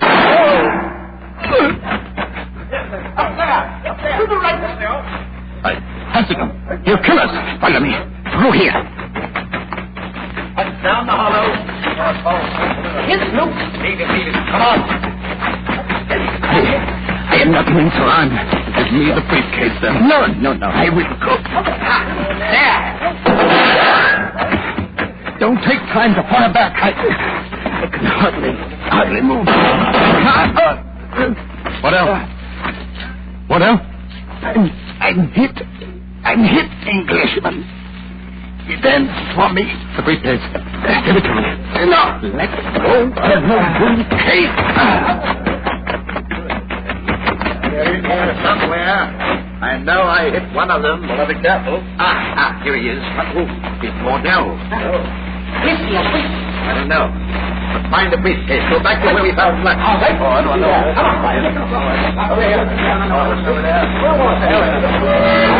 I crept quietly to the edge of the woods and then ran as I had never run before.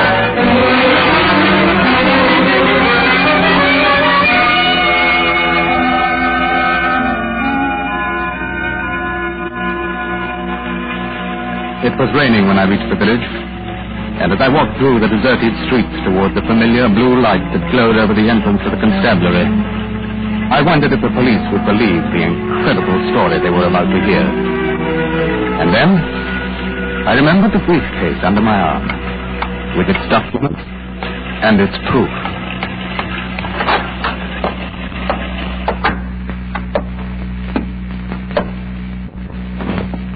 Sergeant, my name is Roger Tane. 4 nights ago, I shot a man. You'll find his body in the sump on Mr. Blossom's farm.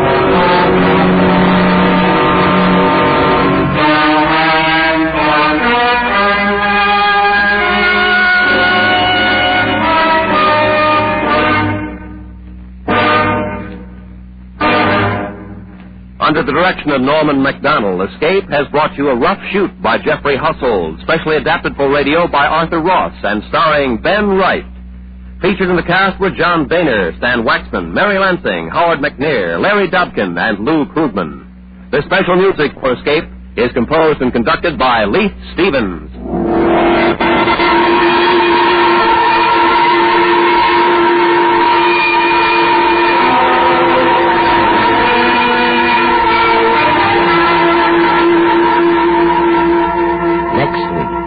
Escape with us to New Guinea, and the story of a man who is to die at the hands of Papuan cannibals.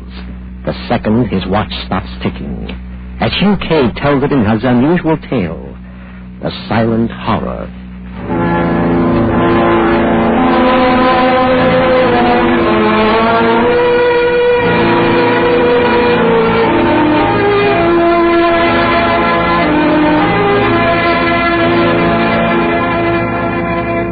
The meanest crooks who deliberately trap teenagers into a life of crime. Those are target for tomorrow night when Agent Shepard and the FBI in Peace and War tackle first offense specialists in a manhunt packed with action as well as human interest.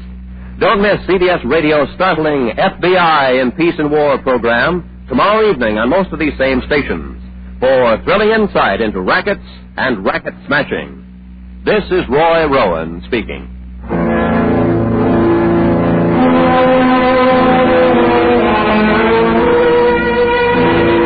This is the CBS Radio Network.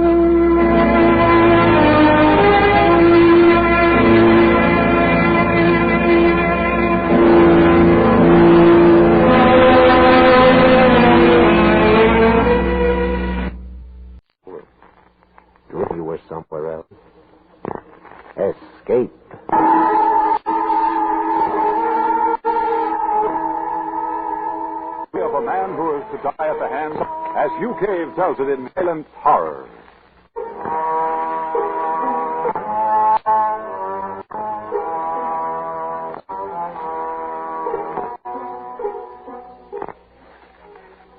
That watch, huh?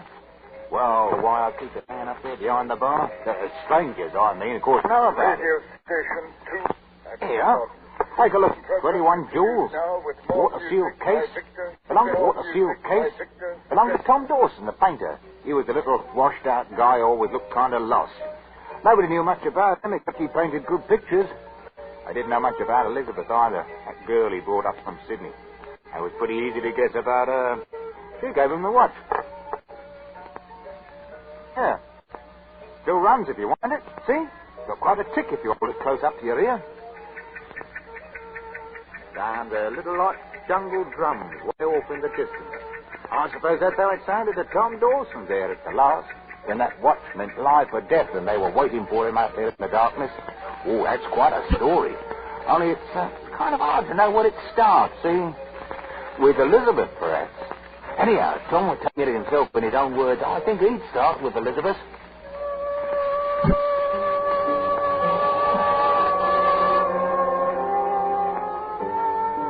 They didn't understand Elizabeth. How it was between us, what she meant to me. None of them did. They gossiped a lot the way they always do in tropic ports. But they didn't really know anything about Elizabeth. They didn't know how sweet and how convincing she could be. How she could wrap a man around her finger. Like the time she gave me the watch. Go on, Tom, open it. I want to see if you like it. Like what, Elizabeth? Open it and see. You come home with a package and... It's a watch. Mm-hmm. It's a good one, too. It's made for the tropics. All sealed and everything. It'll run forever. Yeah, honey, but where'd you find a watch like this in Port Moresby? Well, I didn't exactly. I got it from Captain Ducat. Ducat? He has a trading schooner. I used to know him in Sydney. Yes, I think I've heard him mentioned recently, or on the bar at the hotel. Probably. He's been in port for a couple of weeks.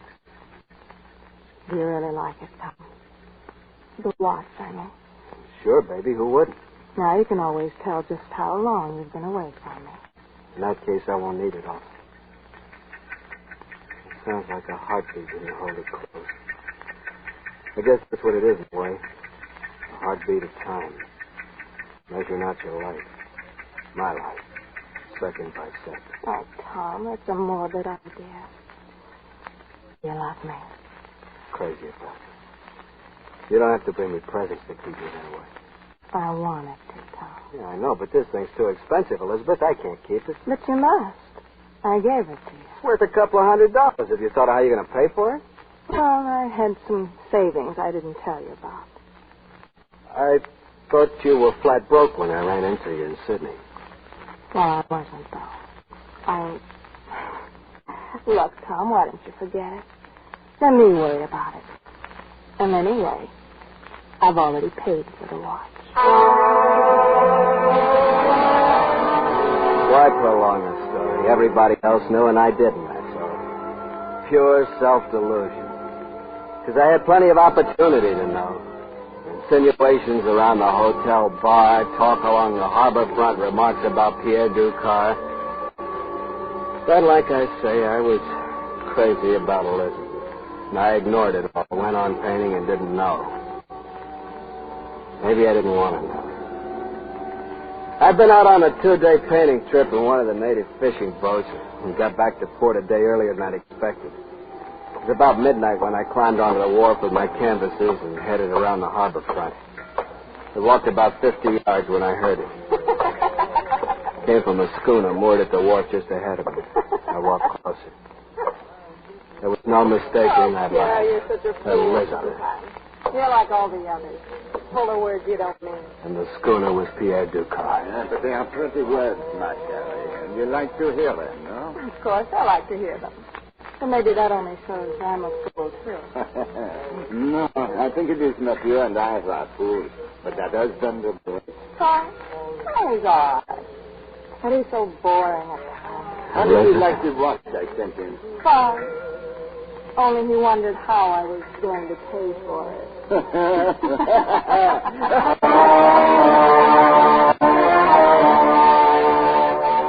Some men would have killed one or both of them. Other men would have killed themselves. I did neither. Standing there in the darkness, I realized suddenly that my whole life up to that moment had been completely useless. Nothing. And even Elizabeth, my Elizabeth, had been an illusion of my own, like a painting. And the real woman, too, was useless, hollow, nothing. I threw my paintings into the waters of the harbor, turned away into the night, and ran.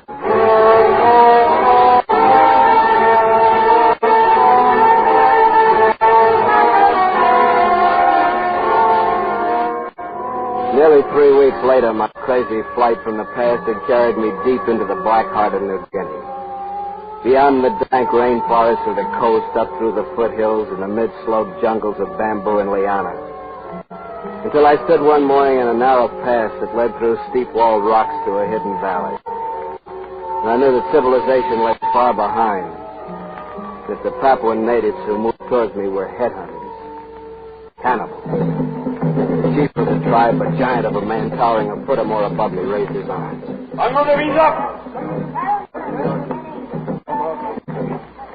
Jay, why you come here? What devil? I'm Tom Dorsey. Why you come here? I come to live with you, if I may. Hey. Where you come from? A place called Fort Moresby, many days from here. You a headman that place? No, and I don't have any wish to be headman here. You could not be headman you want. I, Ramabu, headman here. With hands alone, Ramabu can kill any man in tribe. I don't doubt it. Can kill you, too. I don't doubt that either. I show you. Ramabu, I hold you over my head, like this. Feel good? Are you right? I think you'll not be headman here. I think you're not good for much anything. No, I guess I'm not. I guess that's why I ran away. Why I came here. You still want to live here? Yes.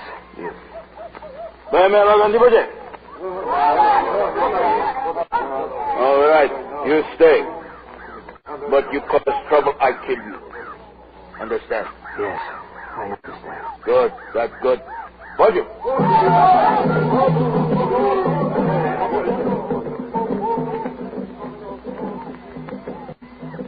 The weeks went by and gave me little time for thinking, or remembering.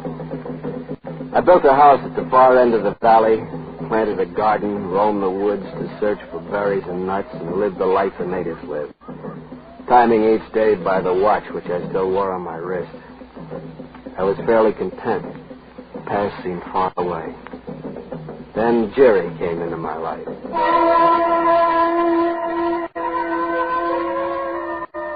I'd gone exploring in the north end of the valley, and when I came back at dusk, she was waiting in the door of my house. Young, brown-skinned, beautiful. Hello. Hello? My name is Jerry. I've been watching you. Why? Just because. You did not notice me, though. Why should I notice? Well, are you not like other men? What are you doing here? I come to live with you. I don't want anybody living with me. It is not good to be alone. Who will sweep you first and cook for you? I do those things myself. But it is better to have a woman. Not for me. You will not let me stay? No. All right. I'll come again tomorrow. Maybe you change your mind. Not a chance. We see.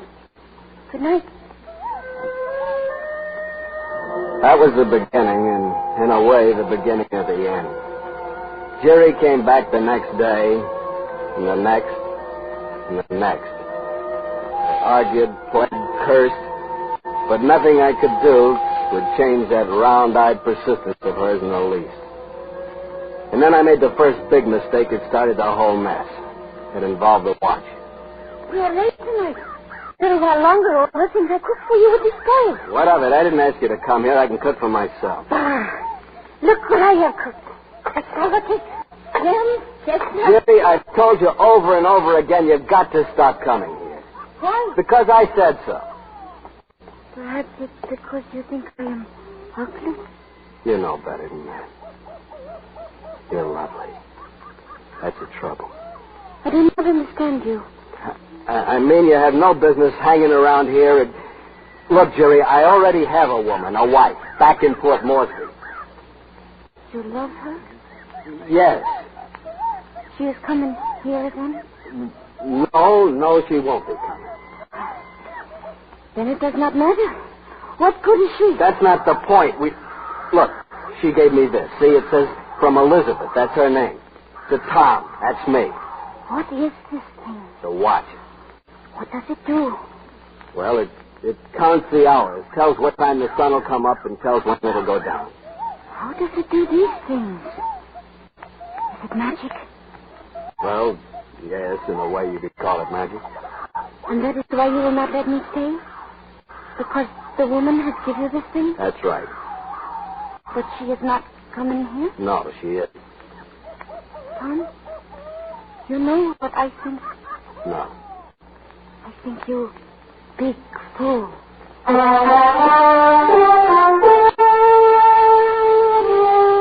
Jerry talked, of course, told the villagers about the magic watch. By twos and threes, they came to look at it, stare at it solemnly, exchange a word or so of gossip, and depart. I welcomed it at first, realized how lonely I'd been, except for Jerry's daily visits. Now I'd suddenly become a popular celebrity. But there was one thing I hadn't counted on, and that one thing was Ramabu. Much talk in village of magic thing you keep here. Ramabu come see this thing. I'm glad you did. Welcome to my house. House. Fine house. You build with magic? No, I just happen to know a few things about construction. Better house than Ramabu. Thanks. Not good for one have better house than headman. Here, do you want to see the watch? Yeah. So this magic thing Ramabu hear about? Oh, it isn't really magic. It's just a watch. You and I know that. Ginny say magic. Tell sun and moon. Well, you know how women talk. Magic thing. Fine house. You know what I say when you come here? Yes. What I say? You said if I caused any trouble, you'd kill me. He's right. With these hands, I kill you. But I didn't think I'd caused any trouble. Just one way, go out of valley. And guards watch all time. I'm not planning to escape, if that's what you mean. You remember now. Ramabu headman here. And Ramabu can kill you. I watched him stride off, sneering a little, swaggering. I knew, of course, that he had the mind and attitudes of a 10-year-old child and that he was dangerous. But I didn't realize how deadly. Not then. So I went right ahead and made my one big final mistake.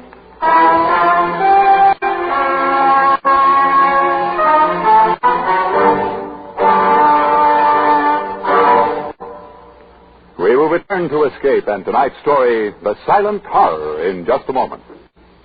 Lots of folks will be driving on our highways during the Labor Day weekend. It's a weekend for pleasure, so let's keep it pleasant for everyone. Obey the traffic laws, don't speed, stay on the right side of the road, and don't drink when you drive. Be careful. The life you save may be your own. And now, back to Escape.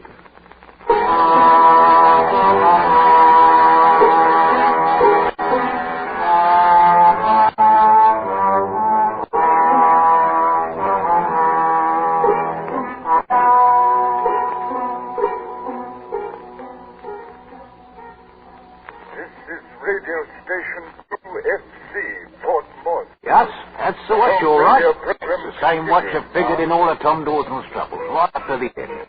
Oh, especially at the end, you might say. Of course, I didn't get it from Tom himself. No, a backcountry trader named Will Jonas brought it in one night. It's been hanging there behind the bar ever since. And once in a while, I wind it up. When some stranger asks me what it's there for, like you did. Ticks away as good as new.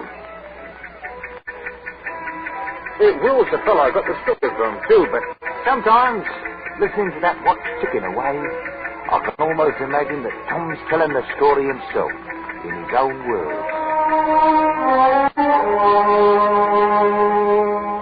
The week after Ramabu came to see the watch, I started on a new project. Weeks before, I'd found a spring and a waterfall halfway up the cliffs behind my house.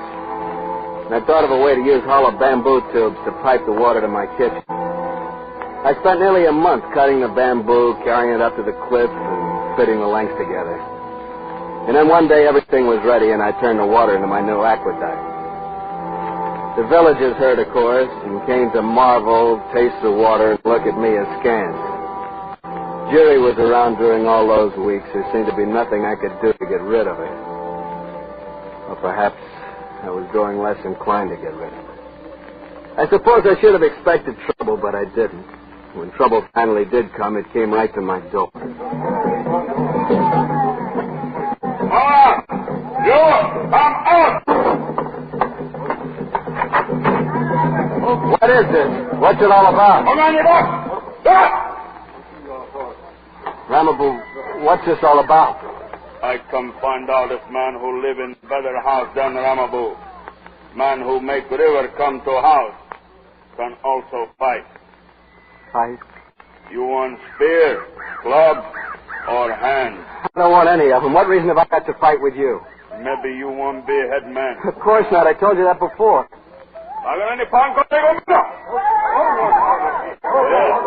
People say you big man. Say we fight, see who is head man. I see. I don't have a choice, is that it? You want spear, better hand. What's the difference? I'm no good at any of them. It was pleasant here. I thought maybe... Well, Ramabu, let's get on with it. I kill you, bare hand. Lift you high like this. Throw you on ground. I kill you, magic man. Jerry, go back. Did you kill him, Ramabu? The magic thing that makes the sun come up with stars. He told me so. It's a lie. Not true. There will never be a sun again. Only night and darkness. Jerry! Quanto tirato! Tocca per giocare! Fango! It is no use, Ramabu. They will not let you kill him. Put him down. Put him down. You tell them lie. Yes. You live for a while. But I think this magic thing like bamboo sway and wind. I think one day it stop. Maybe when it stop, I think sun still come up. If that happen, I kill you. Madoneba!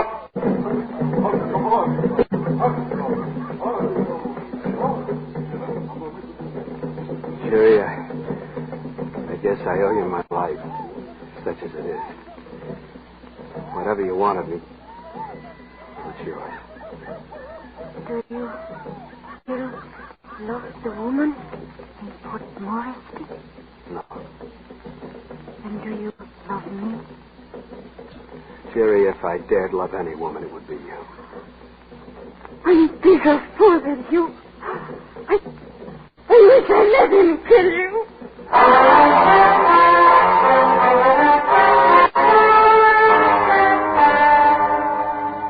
Ramabu came the next morning to look at the watch. He saw that it was running and left without a word. It came the next day and the next and the next. First it was amusing, but gradually the terror began to creep in. As long as it ran, I'd live, and whenever it stopped for whatever reason, I'd die. I took to winding it a half a dozen times a day and hold it to my ear and listen to it. The drums in the village seemed to beat constantly. And the drums, the watch, and my own heartbeat became mixed into one crazy quilt of sound. Crazier still when I came down with malaria. When Ramabu came and saw the fever in my face, he smiled and left, and I cursed him as I wound the watch for the third time since dawn. 2 nights later, Jerry slipped into my room. I have heard you are sick. It's a fever. Where have you been all week? They would not let me come. And I ran away for a while. What do you mean? I mean, if my father accepts the marriage gift, I need to be the wife of Ramabu. He is head man. I have no choice. Do you care? What if I did? I ask you, do you? If you were married to me, you could only look forward to being a widow. There is a way. If you Wait. care enough. Here, stop. What is wrong? Here, let me have it. I gotta get it started. I must have forgotten to wind it. What are you doing? What are you saying? It won't run. It won't run. Ramabu will find out. But it is running. Hold it to your ear. Huh? It was the drum. Oh, I thought it was a watch. Tom, I thought it was a watch. There is a way out of the valley. I know about it. So do I, Jerry. There are 20 guards watching. No, I mean another one. It is behind the waterfall where you meet the magic thing of bamboo. What? A little path goes up the cliff. Very steep. But I have climbed it. We can go together if you care. But I'm sick. Maybe in a day or If two. the magic thing stops a day or two, maybe too late. If I'd known about it a week ago, before I caught the In a fever. few days I may be married to Ramabu. All right, marry him. Don't say that. I'm sick, Jerry. I can't do it. Go ahead and marry him if you want. Leave me alone.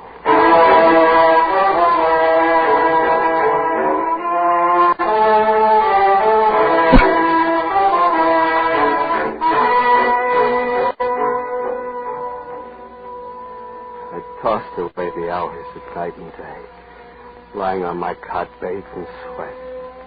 And time itself seemed to gel into one great mass of fever with no form or dimension. And the fever sang in my ears when I strained to hear the watch. Sometimes I mistook the drums of my own heart. I fought to stay awake, to keep my senses to live, fought against odds that grew greater by the hour. Sometimes in my delirium, I thought that Jerry had slipped into the room like a ghost, had wound the watch and talked to me and left. But I could never remember anything that she'd said. And then finally one night, just before dawn, I woke. And suddenly, terror was in the room. The name of the terror was silence. Jerry? Jerry, are you here? There's no sound. It's like it stopped. The watch is broken and stopped. Sometimes in a fever there comes a moment of clarity and strength, and I knew suddenly what I must do. Without trying to find the watch, I leaped from my cot and headed for the waterfall.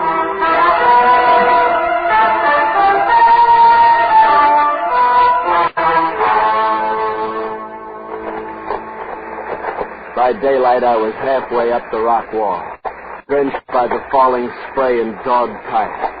But the slope from here on was gentler, and I kept moving on up the cliff. Now and then I stopped to look back, and that's when I saw Jerry! But I saw something else, too. Jerry was 100 feet below me, and beyond her, at the base of the cliff, was Ramabu and half the tribe. There was nothing I could do now but pray. I love you. Come. Wait for me. I saw Ramabu raise his bow, draw back the arrow, and let it go. I saw it fall, and lie there on the rocks.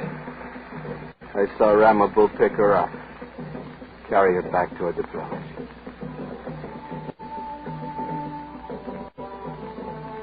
I knew the greatest thing I'd ever owned was gone. That my life was once again, and this time truly, useless. I turned and plunged into the jungle.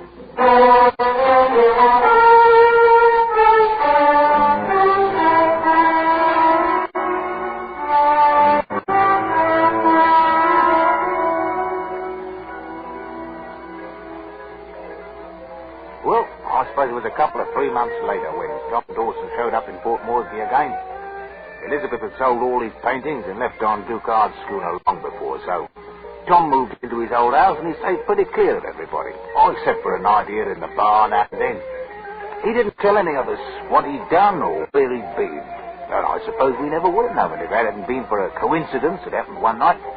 Yes, I was penned in bar just as I am now, and suddenly some fellow walks up and snaps a card up. On your feet, Joe. Will Jonas is back in town.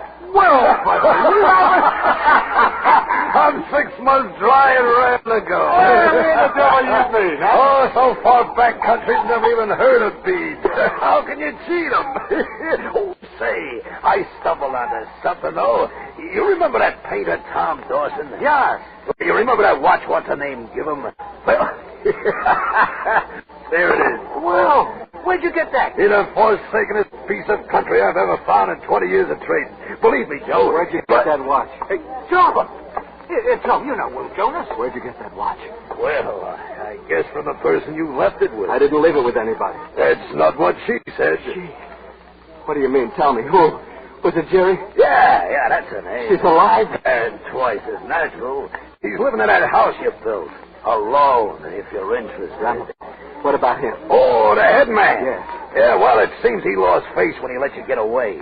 They figured you for their good luck or something. Anyway, they booted him out a long time ago. And Jerry, she's all right. She's living in my house. Yeah, alone.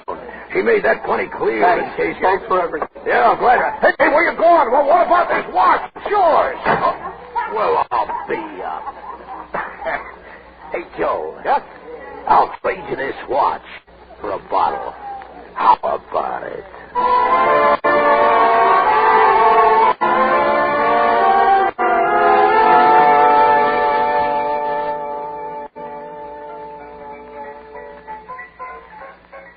Well, that was 5 or 6 years ago. Nobody around here has ever seen Tom Dawson since. Because all of us have got a pretty good idea where he went, though. Yeah. And I'll lay odds on one thing, stranger. I'll bet you he's happy.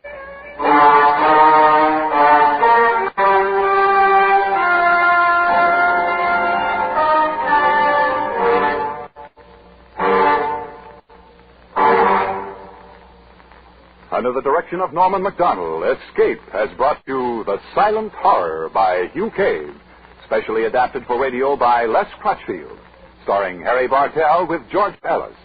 Featured in the cast were Jack Crucian, Ben Wright, Ann Diamond, Stan Waxman, and Lou Krugman. The special music for Escape is composed and conducted by Leith Stevens.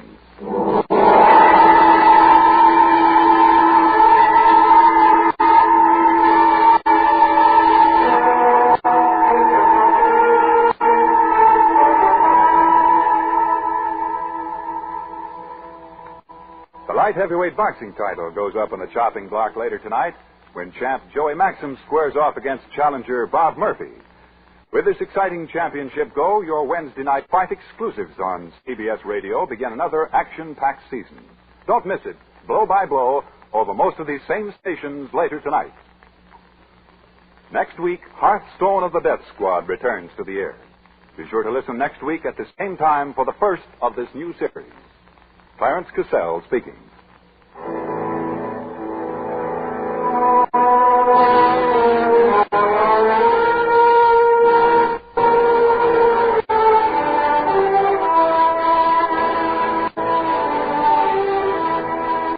This is the CBS Radio Network.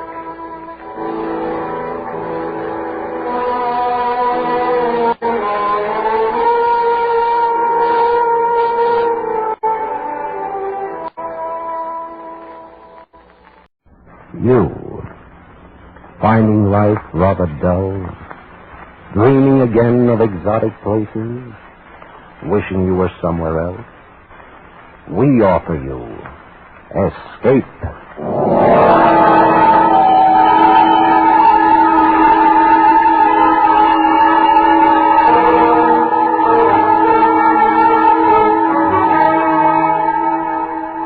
Escape with us now to New Orleans during Mardi Gras, behind the gaiety of which lies a nightmare world of terror and death, as John and Gwen Bagni tell it in The Man Who Stole the Bible.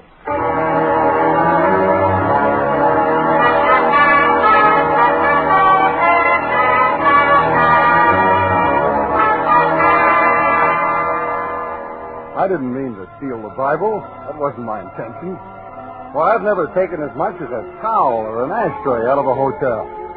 And if I'd known the night of terror would lead me into, I'd never have taken it at all.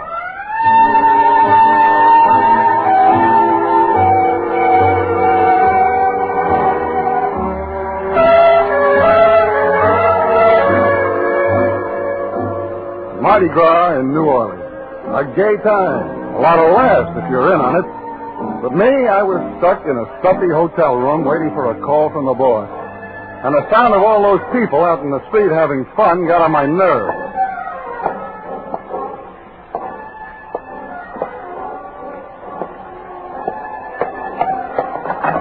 Operator!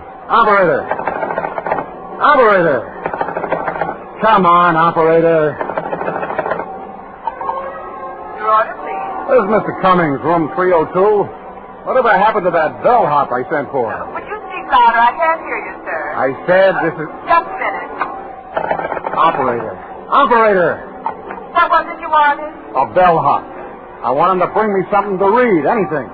You said half an hour ago he was on his way up. Has he answered your call yet, Mr. Cummings? No, he has not. Well, I'm sorry, sir. The hotel's so crowded. It's a Mardi Gras, you know. It's almost impossible. Just a minute. Operator. Oh, no.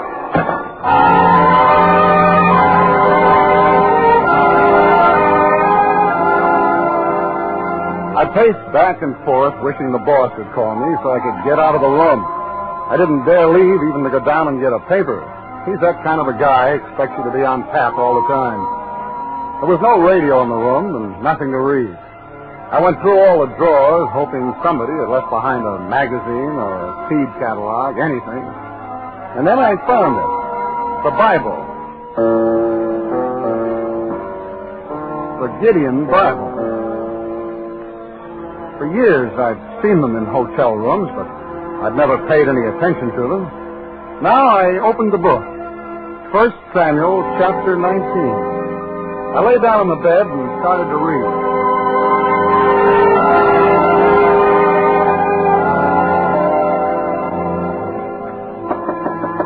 The knock surprised me. I'd forgotten about the bellhop. I got up to go to the door, and I realized I had the Bible in my hand. It's a fine thing when a man feels embarrassed caught reading the Bible, but that's how I felt, embarrassed. I stuffed it under the pillow and went to the door. Well, you sure took your time. Oh, hey, I thought it was the bellhop. Who are you? House detective. Sorry to disturb you. Well, that's all right.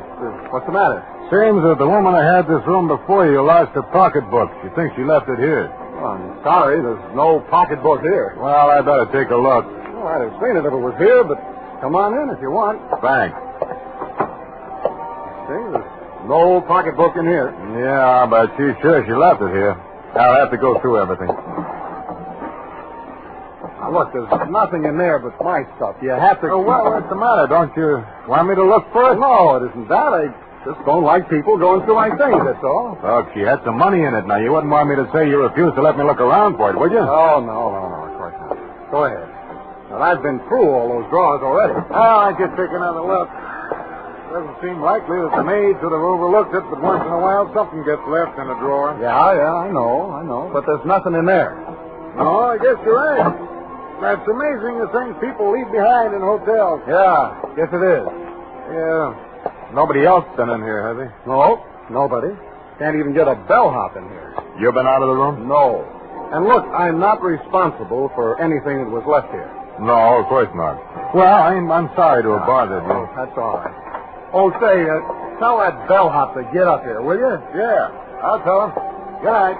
He was a strange guy, but I suppose all house dicks are. I don't know. I never had anything to do with one before this. I lay down again and went back to reading the Bible. Once I got used to the old-fashioned language, I found it pretty interesting. The story of David, anyway. A guy being chased by everybody, not knowing who his enemies were, every minute expecting to get killed. I was down to the part where David's wife put the dummy in his bed as a decoy to save his life, when I was interrupted again.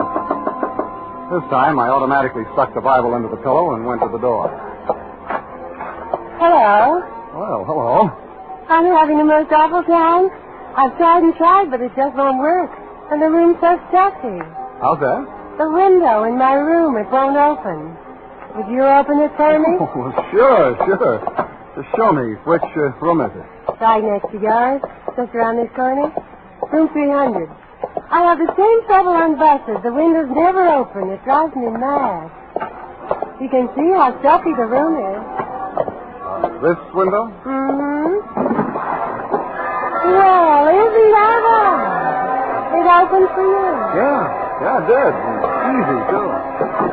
Well, so does this one. I can't understand it. You're sure you tried? You don't think I'd come to your door and ask you to come over here if I didn't need something, do you? It's been done. I won't argue with that. But now that you're here, would you like to have a drink?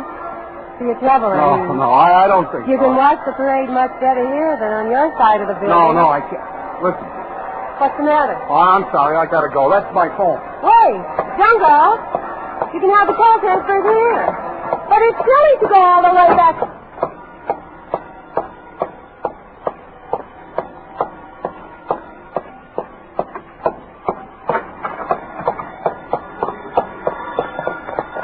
Hello, Cummings.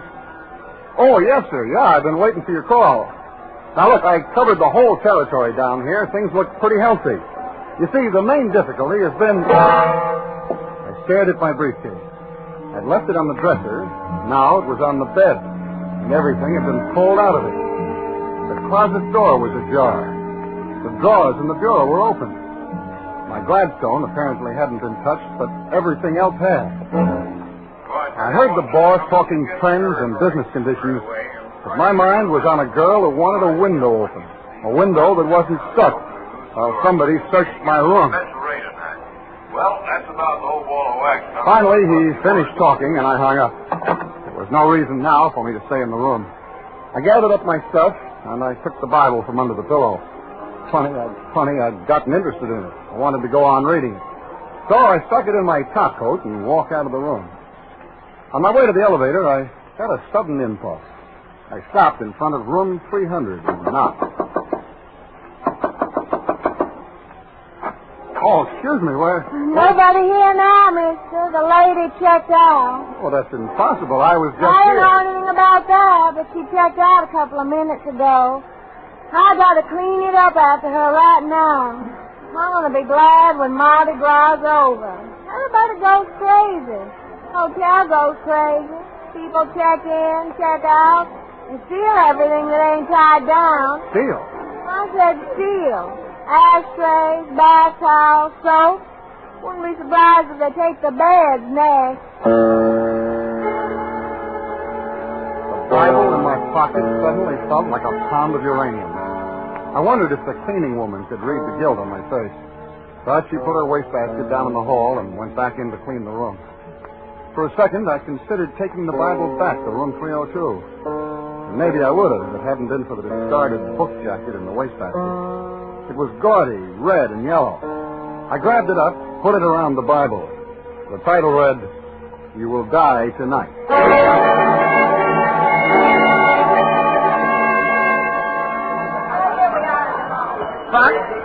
Front boy, show this gentleman the 506. Oh. Checking out, Mr. Cummings? Right. Let me see. You were in room... 302. 302? Oh. What's the matter? Oh, Mr. Cummings, I've had so much trouble over that room. I was supposed to hold it for a lady, but you can't keep rooms vacant during Mardi Gras. I gave her the room next to yours, but she kicked like crazy to the manager. Next to me? Mm-hmm, yeah. Room 300. She checked out just a few minutes ago. Well, I don't know what this is all about, but there's something peculiar going on in room 302.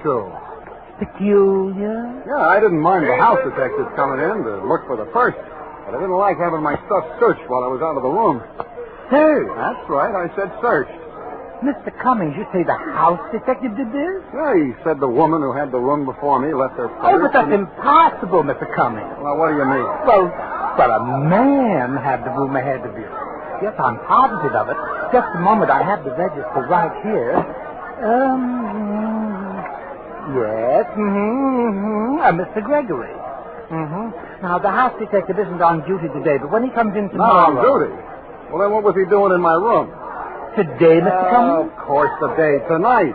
A tall guy with black hair. Oh, there's some mistake, Mr. Cummings. Our house detective, Mr. Sinclair, is short, fat, and bald. And he hasn't been in the hotel all day. He's home sick. It had the makings of an interesting little intrigue. But I left the mystery of room 302 with the room clerk and went to the cigar stand. It was 8 o'clock. My train wouldn't leave until midnight. Hey, yes, sir. What'll it be? Cigarettes or cigars? Cigars. 3 Coronas. No. Make it 6. Always like to sell cigars. Men don't smoke cigars like they used to. Cigarettes, that's the fashion today. But give me a good cigar every time. Well, somebody's having a good time. Oh, they all have a good time during the carnival. Say, I wonder where I could check my bag and briefcase for a little while. You going to see the parade? Well, I thought I would. Mill around a little bit. I've got a couple hours to kill. Well, I'll be glad to keep it for you. I'm on duty till midnight. Would you? Well, that's mighty nice of you. Oh, don't mind at all. Mardi Gras is something to see. You shouldn't miss it. But you'll have more fun if you're in a costume. The hotel's got it for rent. Oh, no, thanks. I'll go as I am.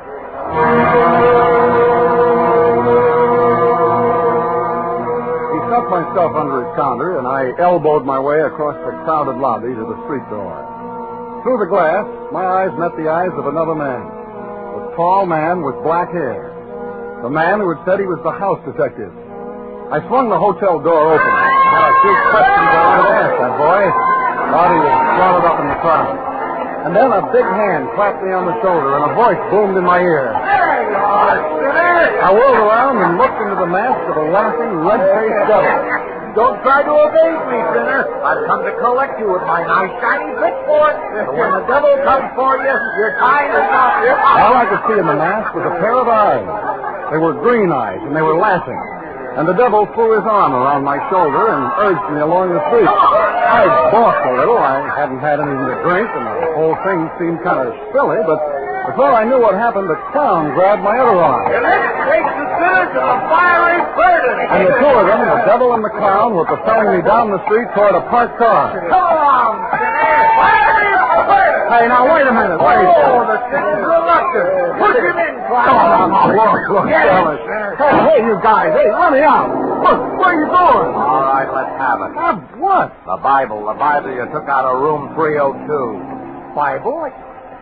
Hey, you're not drunk. Don't waste time on it. Listen. Look, I don't know who you are, but... Hadn't got it on. What'd you do with it? Where is it? Well, I told you I haven't got it. That's just to let you know we're not playing. Come on, let's take it again. Where's the Bible? Look, I tell you, I haven't got it. I had it, but I guess I lost it. Lost it? Where'd you lose it? I don't know. Why, you... Don't do that, sinner. It's easy for me to pull this trigger to look at you. Well, look, I'm telling you the truth. I haven't got it All anymore. right, you haven't got it. But you'll tell me where it is, you understand, if I have to kill you to find out. Hey, what are you stopping here for? Well, a crowd. I can't get through. Come on, let's get moving. Get out of here. Well, what do you want me to do? Drive over? Look, fellas, you're short. Go on. A bunch of revelers, drunk and out for bear, opened the back door of the car and started climbing over us. Nothing would stop them from weaving through. They thought it was fun, pushing and shoving each other. One of them fell, sprawled across the devil's lap, and they began to pile up. And suddenly I knew this was escape. I climbed out of the car. I ran blindly away from them. I saw a cab at an intersection. I ran out, opened the door, and there he was, in the back seat, the phony house detective. I slammed the cab door and bolted across the street. There was a policeman on the corner directing traffic. I ran up to him. Hey, where do you think you're going? He's trying to kill me. You gotta help me. Kill you? Who's trying to kill The you? devil, he's after me. The devil, you say? Yeah, and the clown, too. Not Mickey I Mouse? mean it, I'm serious. You're drunker than you look, I haven't son. had a drink, I tell you. They're trying to kill me. And why would they be doing that? Because they want the Bible. The Bible? Yeah. But you see, I stole the Bible and here they come down.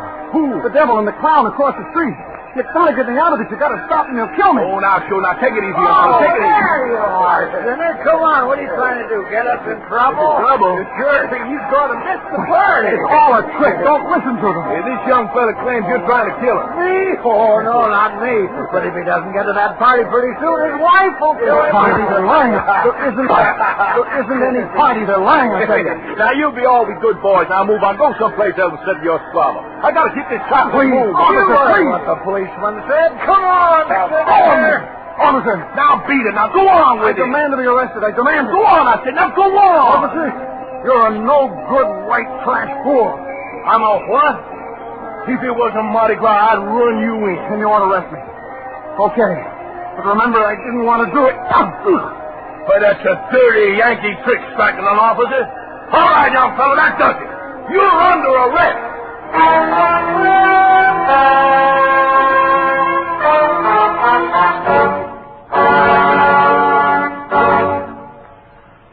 We'll return to Escape and today's story, The Man Who Stole the Bible, in just a moment. For Friday night entertainment, packed with something or other, we heartily recommend Rayburn and Finch, those two unpredictable record rascals who make merry Friday nights on most of these same CBS radio stations. Right now, the melody-minded monkey shiners are up to their elbows in a contest. They're determined to give away discs by the thousands, also a few automobiles and some trips to New York. Enjoy the music and get in on the contest details tomorrow night. You'll have fun trying, more fun winning. It's Rayburn and Finch on CBS Radio Friday nights. And now we return you to The Man Who Stole the Bible, tonight's story of Escape.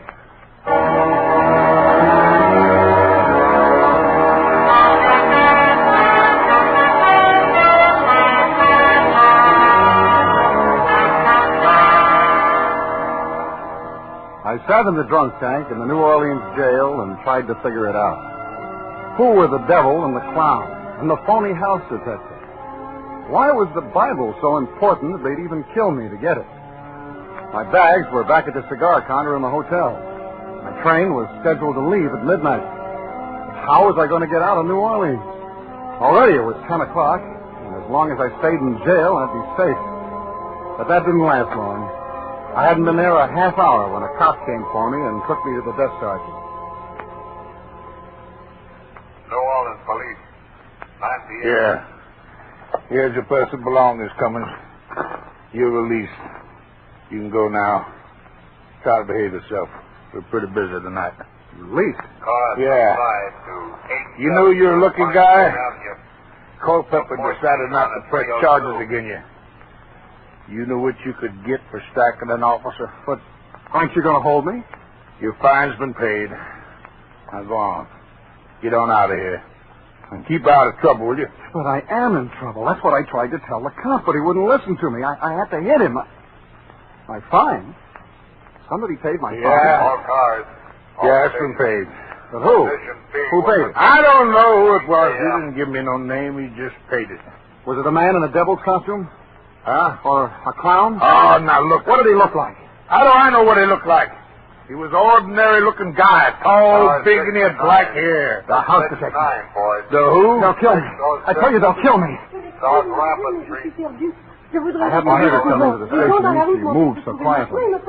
She was a nun, and she was talking excitedly in French. I wasn't paying much attention to her. I was thinking instead of my own problem. The house detective had paid my fine.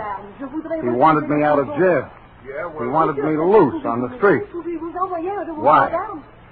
And the devil and the clown, are they with him? Were all of them waiting outside that door for me? Please, sister. Look, I wish I could help you.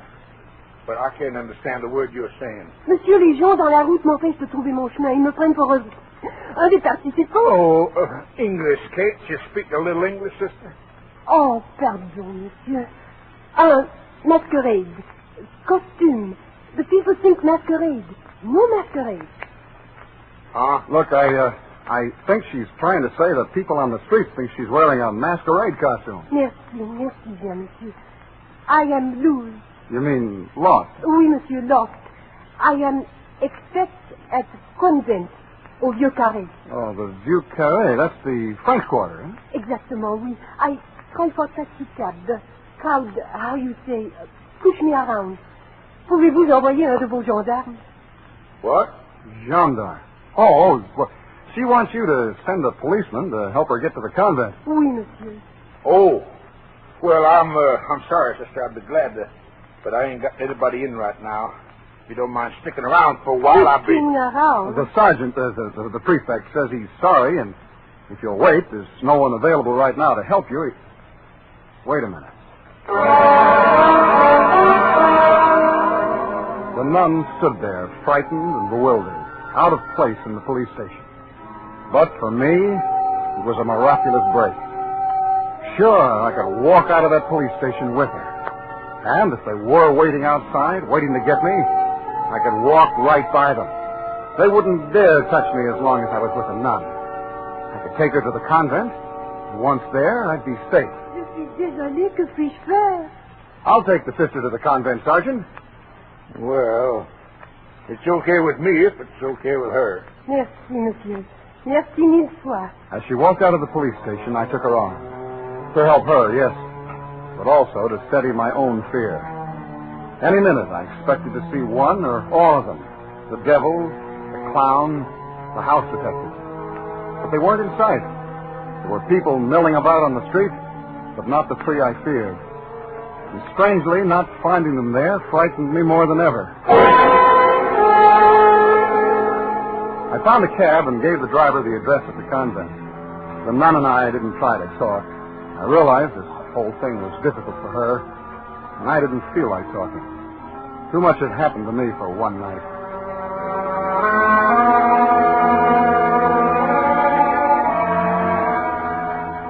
The cab pulled up in front of an ancient building in the French Quarter, crumbling cement and wrought ironwork.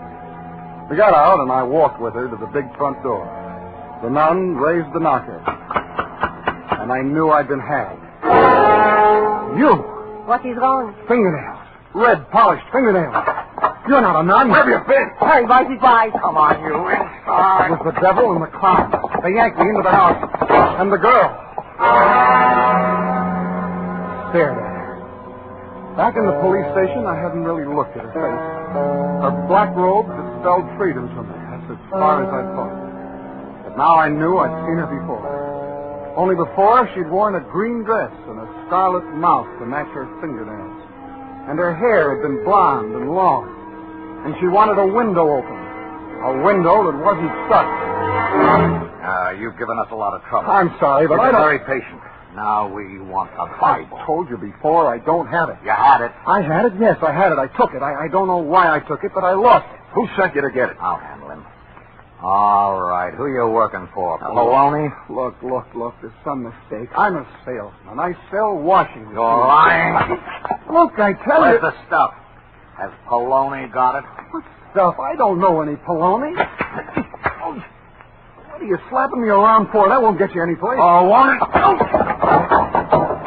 Let me talk to him. Look, if you're covering up for Poloni... Poloni.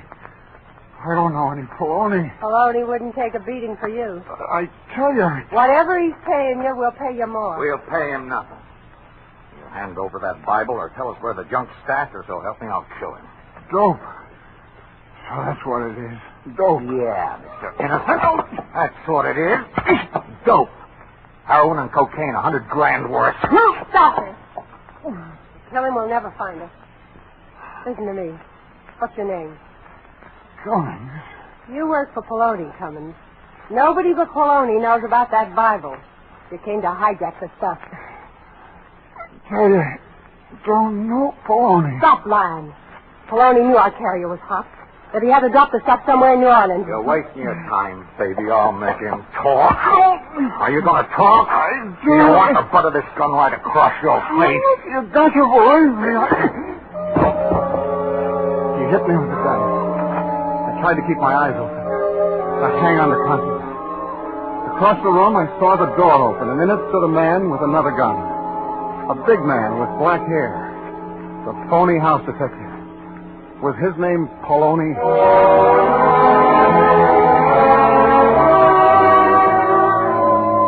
I didn't know how long I was out. When I came to, I was lying on a bed. My head was throbbing. My cheeks, my nose, every bone in my face seemed on fire. There was a cold cloth on my eyes. I tried to think. Why did I hurt so? Oh, yeah. The Bible. They wanted the Bible. But I didn't have it. That was a good thing. If I had it, they'd kill me. And then I smelled something. A strong cigar. It burned the inside of my nose. I rolled over to get away from it and opened my eyes. The devil and the clown were gone. So was the girl. I was alone with the phony house detective. All right. Let's not waste any more time. What did you do with the Bible? Where are the others? They've been taken care of. Look, you took the Bible that belongs in this room. Now, what did you do with it? This room? Yeah, room 302. What am I doing back in the hotel? You have no right to touch that Bible. Now think, what did you do with it? Where is it? Oh, look, I told them. I must have lost it. I don't know. I got it. Now, here's the gentleman who left his suitcases with me. Mr. Cummings? Suitcases? Come on in. Who are you? I run the cigar stand in the lobby. I saw you bring Mr. Cummings in. If you don't mind my saying so, quite tight. Yeah. I'm going off duty in a little while, and I thought he needed his things. You see, he checked them with me. Thanks. Oh, I almost forgot. Here's his book. No, don't leave the book. Well, you forgot it on the No, I don't want the book. You can have it. I'll take the book. No, don't give it to him. Why, what the... All right, thanks for your trouble. Oh, don't mention it. Hope he feels better tomorrow. Oh, at last, the Bible. You will die tonight. You know that's a pretty clever stunt, covering the Bible with a whodunit jacket. Oh, it's Poloni. I don't know. I swear I just took Poloni?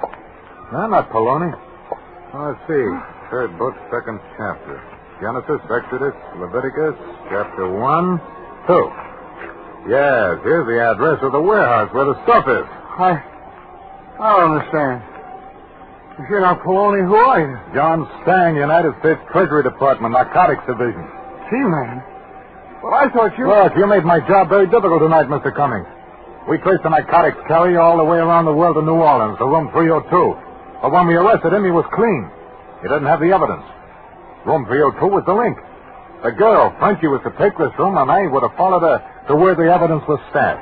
It's as simple as that. But you stepped in and threw us all off. Oh, why didn't you tell me you were a government man when you came in tonight to look for the pocketbook? How did I know that you weren't a new member of the mob? Look, take my advice, Mr. Cummings. Quit stealing things out of hotels. Oh, look. I never stole a thing in my life before. This is the But first there's time... one thing that I can't figure out. Why did you steal a Bible? You're not going to believe this. Honest, I just wanted to finish the story.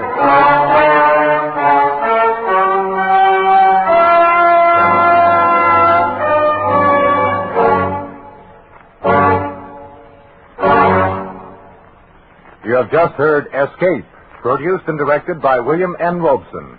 Tonight's original radio play, The Man Who Stole the Bible, was written by John and Gwen Bagney. Sam Pierce was heard as Cummings, Nan Boardman as the girl, Ben Wright as the house detective, Joseph Kearns as the devil, Jeff Corey as the clown, Mary Shipp as the telephone operator and the maid, Wally Mayer as the desk clerk and police sergeant, Peter Leeds as the traffic policeman and the cigar stand clerk, and Lou Krugman as the voice. The special musical score was composed and conducted by Leith Stevens.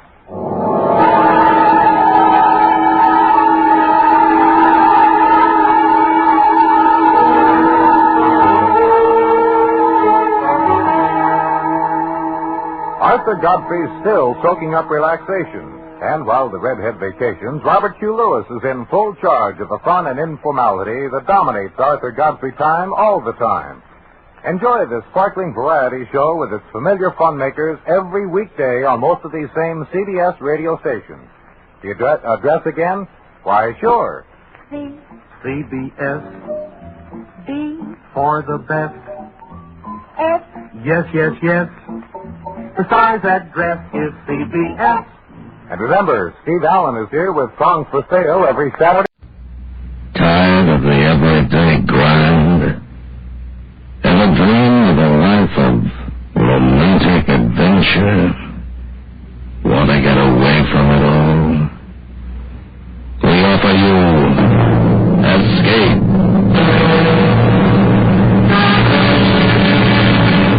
Escape, designed to free you from the four walls of today for a half hour of high adventure.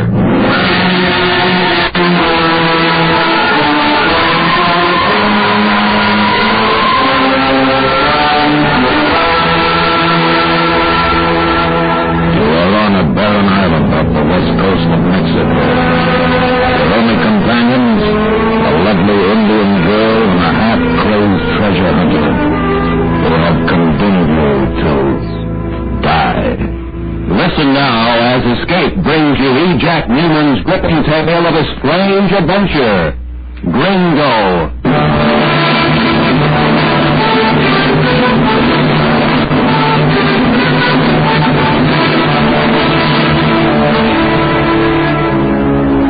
It was afternoon. The dust and the heat and the smell of Salina Cruz were at their best. I walked into the cantina. I ordered bizcocho and coffee and settled down to watching the flies and listening to the noises. I hadn't been like that 2 minutes before the guy in the dirty white suit, the one who'd been standing at the end of the bar, walked over, pulled up a chair. Yeah, that's right. Me too, but I guess we're the only ones in town. This is not a real place even for Mexico, isn't it? It seems to be. Marshall Rhodes is the main man from Minneapolis. Say, dude, it's raining this morning. I didn't get your name. Tim Canavan. You don't mind if I sit here with you? All right, what's the pitch? How could you see me bring in my schooner? There's no window in back of that bar over there. I guess I have been hitting up a little bit lately. Happens sometimes when you get stuck in these places, as you know. Yeah, sure, I know all about it. You came here to get away from your wife, study the customs, write a book, and to love the ladies, huh? The party's over now, and your doug's run out. The local government won't let you work, and you're broke. Am I right? Mr. Campbell, I know you don't know, but you're an American, too, and you know this is no place to be broke. All right, mister, we've had our conversation. Huh? Goodbye. You didn't follow American, or... Sorry, I bothered you. You didn't bother me. Hey, you... Here, buy yourself a drink and be somebody. I meet your kind too, Mr. Cameron. Someday, someplace, you'll get chopped down to the size you really are. Are you gonna do it, Rummy? Be careful in here, Mr. Cameron. You'll just move. I've got plenty of years right. Huh? Buenas tardes, señor Rhodes. Who are you? Ramon Chavez. Here, Mr. Rhodes. This is a home. Thank you, sir. See you later. What are you, Chavez? Police? No, nothing like that. Mr. Rhodes is very deteriorated, true, but his analysis of you seems most accurate. You have very little humanity about you. Look, maybe I was too tough with Rhodes. Maybe I'm sorry, but I don't want to hear about it from you. I'm looking for a bargain with you. Look, friend, your English is pretty good, and I just bet you can talk your way in or out of practically anything. But let me tell you this. Oh, wait. I am here to make a bargain. I am offering you something. You're offering me what? Treasure, Mr. Campbell? No. Well, what is it, a lost ship? An undiscovered gold mine? All of those things, if you like, and more. Oh, sure. Mr. Canavan, in some respects we are similar. Still, I would hope for a more cooperative partner. What are you talking about? I don't even know you. But I know you have a boat. I saw it. And I have heard of you. During your stop in my country, you have accumulated a reputation for bluntness. You know, I mean what I say, and I'm saying that I mean what I say. Be smart and listen. $40,000 American dollars. 40,000 American dollars. So long, Chavez.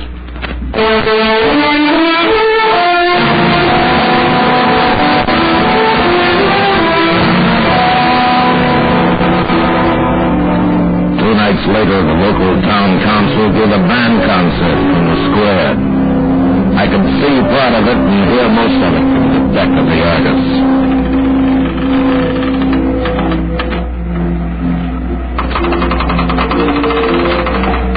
Hello, Gringo. Huh? Oh, hello, Chavez. You left this note for me at the cantina this afternoon? Yeah. Come aboard.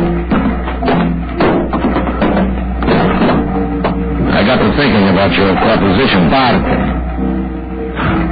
About your bargain. I thought you would think about it, Gringo. Not about that Gringo stuff, huh? I've been around a while. They will always call you Gringo. Okay, mister, let's have it. What's the story? You know Kalimba? I've seen it on a map, yeah. South of here. It is my home. I thought this was. No, I've only been here a little while. I'm a fisherman. One day, when we were far out to sea beyond all of the other boats, I heard the plane droning overhead. Then suddenly it was edging over the water out of control. It crashed on one of the small islands considerably offshore, barren places for the most part rocks and sand. When we returned to Kanimba, we learned that a Salazar Mining Company plane had been lost at sea. It carried a $40,000 cash payroll. You mean it's still there on that island? Untouched. How do you know it didn't explode and burn? He said crash. It just broke up a little. Paper money does not break very easily. Where is this island, Charles? That is my part of the bargain. Yours is this boat.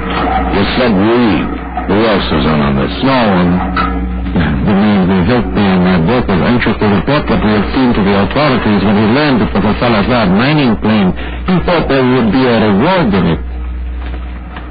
I killed him. Well, Gringo? Where's all that humanity you were talking about? There you go with a surly nature. I give him a service. All right, what are you trying to hand me? You're trying to get me to take my boat out to pick up some Chinese you got waiting on one of those islands ready to push in the back door of the United States? Let go of me.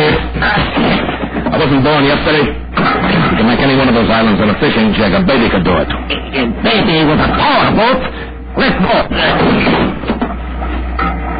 I take this from you, Gringo. Just for now. What about a powerboat? I attempted it. At first I thought I was a bad seaman because I could not get within a mile of the island.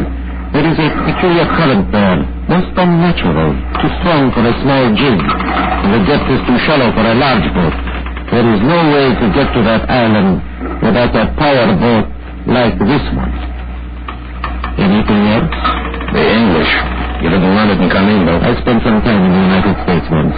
And you want to go back, is that it? Where else would I spend that good American money? Can you shove off tonight? 8 o'clock? Yeah.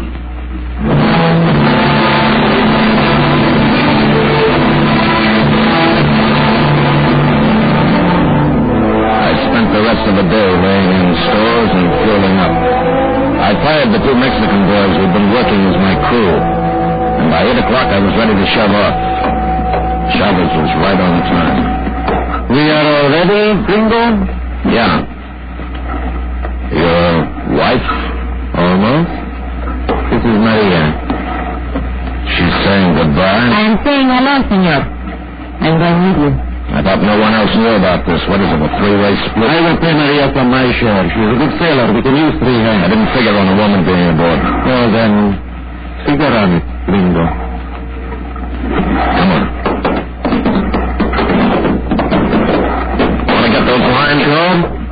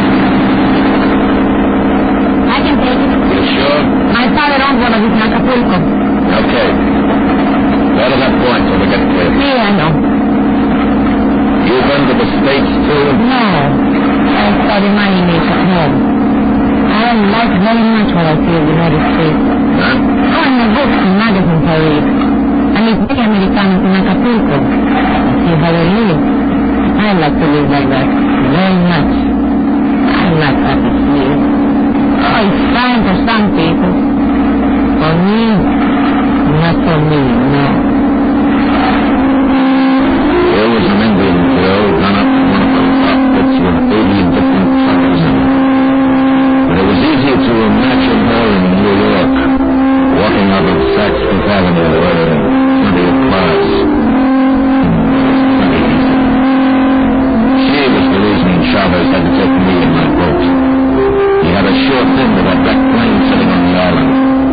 wait.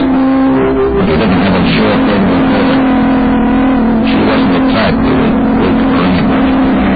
Jim? How you look? Pretty nice. Things? You glad I can? Baby, I wouldn't have had you miss this trip for the world.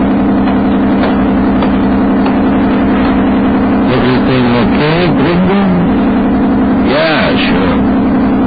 Everything's fine. Good. You remember, Gringo, Maria is not part of our party.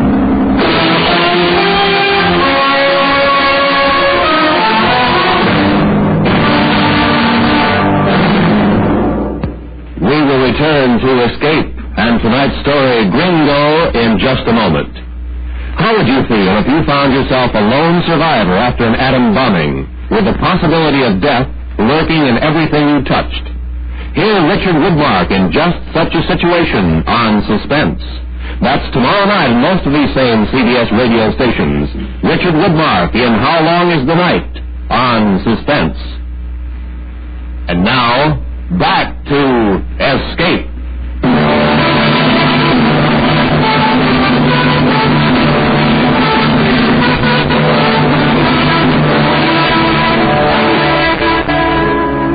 Once we cleared the harbor, we cut the engines and hauled up the canvas. And we used sail most of the trip to save fuel. That's why it took us 3 days to get to those islands. But we were lucky. The weather was good, and the sea was calm. Both Maria and Chavez knew the way around the schooner, so we took turns standing watch. I liked it best when Chavez was at the wheel. You are very funny, Jim. Sure. Look, Maria, when this is all over with, what happens, huh? Well, I'm going to get married. I'm going to live in the United States. Yeah? You may have to wait a long time. I know some people who've waited around those border towns 7, 8 years. That's a long time, baby. I'll tell you once. I want to live in the United States. I will. Yeah, he's going to have $20,000 pretty soon. Is that it? I live like a peasant in the United States. Clothes, a place to live, like in the book.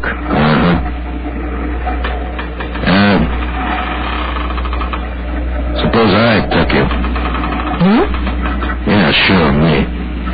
Once this is over, I can get you on right away, Maria. No waiting. Sure, baby. Come here. Come here. Now, how about it? You like me that way, Jim. Because you hate him. I can see this. Suppose he went around. What do you think I mean? Only money, huh?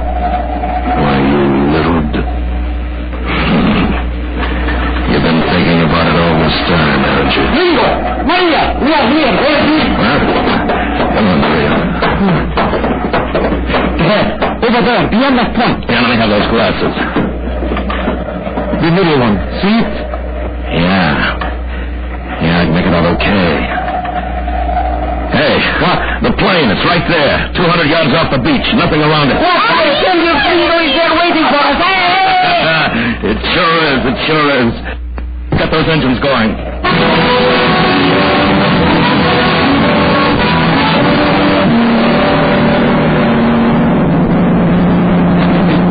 I don't know, we're using a lot of fuel. We're making headway, but I don't like this current. Never saw anything like it, but we use the spark as you come toward the island, but it goes up to the left there. We could try it from the other side? Now, it'd take 4 days to walk across those rocks. No thanks. We'll get in. What are they doing? What is the world going crazy? No. Something under the water is trying to get up. You want king? Yeah. I saw one down in Tahiti once, just breaking through. No wonder there's a current here. How long does it take, Gringo? 20,000 years. Or 20 minutes. Can we get the island? We can if we don't get blown up. Maria! Let us straight in now.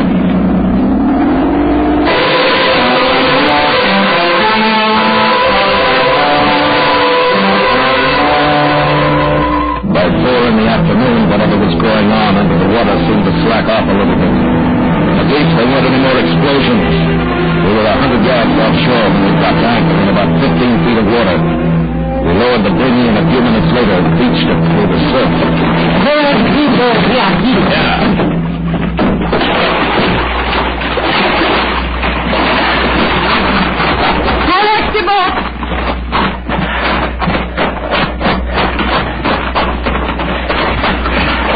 There she is.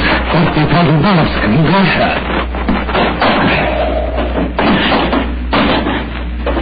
Must be in the compartment. Sure. Give me a hand, will you? Here. Okay? Yeah. That's stuck. Then you get your fingers under the bottom from there? I'll try. See. All right, I'll try from here.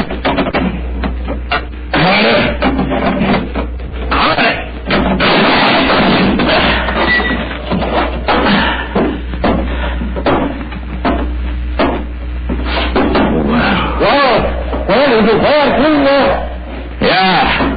You're all right. Here, catch.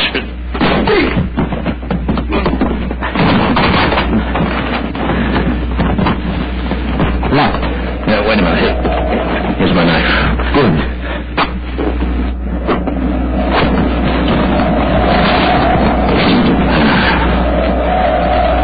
It is all here. I told you it was a treasure. Yes.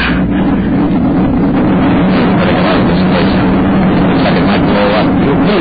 And you are going to be with it.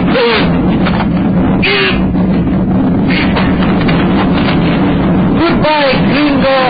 You can keep the knife.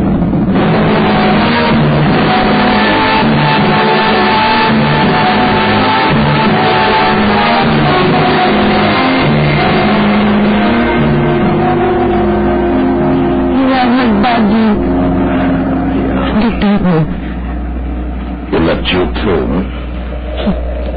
He hit me down. He took it down in the little house. It's gone. Then, when Joe said it, that I was not alone. That isn't going to help. Don't you? Not if I can help it. There must be a first aid kit in that plane somewhere. The cabin of the freight compartment. It'll have a red cross on it. We'll get it. Well, let's get this thing out of me.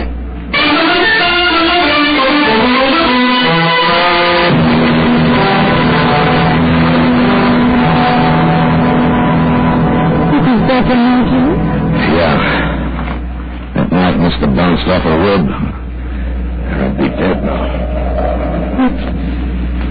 What happened right now, Jim? Yeah, we gotta get help. Make flares, signals, maybe radio. That plane must have a radio on it. You help me out, will you? I walk or I lie here and die. Come on. Come on. But Cassie, it's you, Mickey. Let him go. Right. Get me over to that point.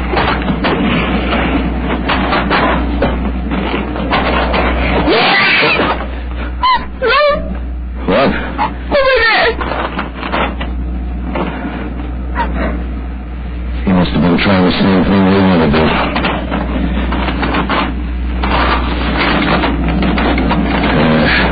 All the tubes are busted.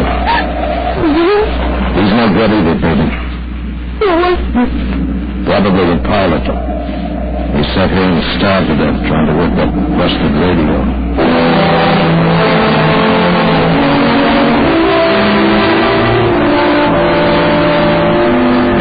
We didn't talk much. We both knew we were going to wind up just like that pilot. That first day, I just stretched out on the sand and dozed off. Maria sat with her back to a rock looking out to sea. Every now and then some water would boil up offshore. And the river rumbled. That night she overflowed.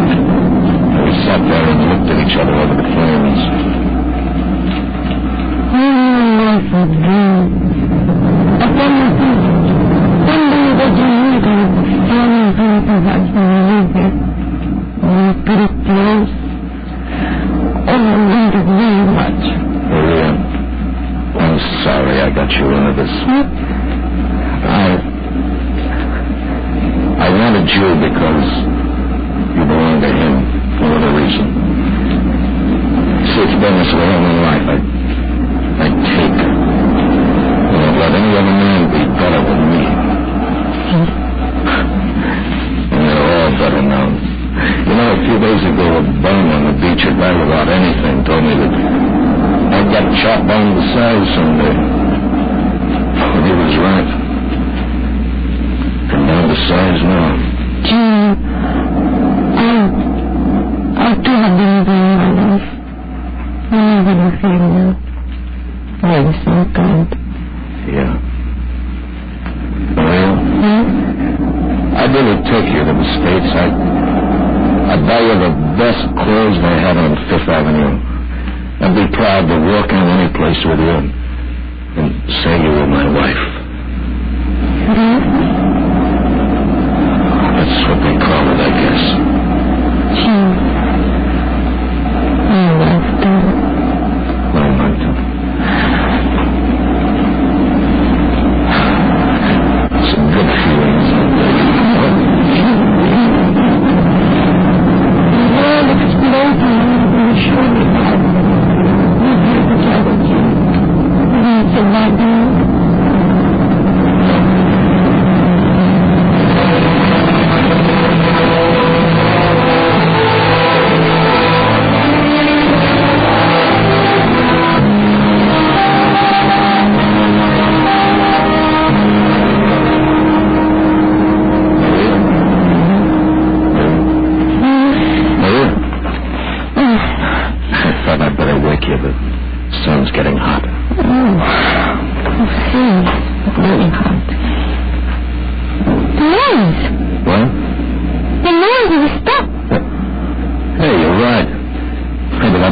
Decided to stay under the water after it. Maria, look! It's the Argus. She's stuck in the sand right off the beach. Chalmers came back for us earlier. Oh, who knows? The volcano's quiet, the sea's calm. Come on.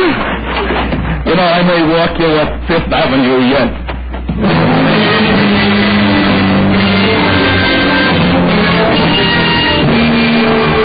Don't ask me how we got across that beach and waded out to the Argus. I don't know myself. Except that Maria had to half carry me and push me, but we did get aboard. All the sails were furled against the main. The main flapped loosely. The heavy boom free to swing. Come on! Come on! Jim, what's here? You did not come back to us. No. Schooner drifted in the wind. Reached her. Jim, look! What? The man is tattoo. It's all here. But where is the man? Well, maybe when he tried to handle the mainsail alone, he got knocked overboard. We'll never know, poor devil. All right, Maria, go forward and start the engines. We're heading for the mainland.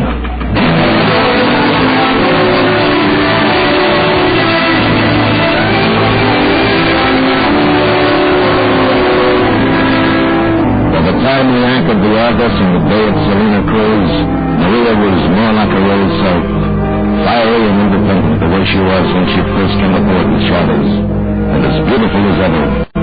She bundled me off to the hospital and left me there while she went to return the money to the Salazar mining people. 2 weeks later, I was on my feet again, and the first afternoon out found me back at the cantina, where it had all begun. Pardon me, I see you in America and not many Americans come down here. Hello, Rhodes. Oh, I didn't recognize you from the back, Mr. Campbell. Why don't you sit down? What? Sit down. Mr. Campbell. Pour yourself a drink. Cheers, Mr. Campbell. Yeah, I know. I've been in a hospital for 2 weeks, Rhodes. Yes, I heard. Man can do a lot of thinking in 2 weeks. Mr. Campbell, I didn't want to be the one that she insisted on. What are you talking about? She brought a message for me. She said that... What is it, Rhodes? I think I know what it is. I haven't seen Maria since she dumped me in the hospital 2 weeks ago. Yeah? She never got to the Salazar mining people, did she? No. What's she did, Mr. King? She took the 40,000 and left, didn't she? Yes. Well, then, here's to Maria.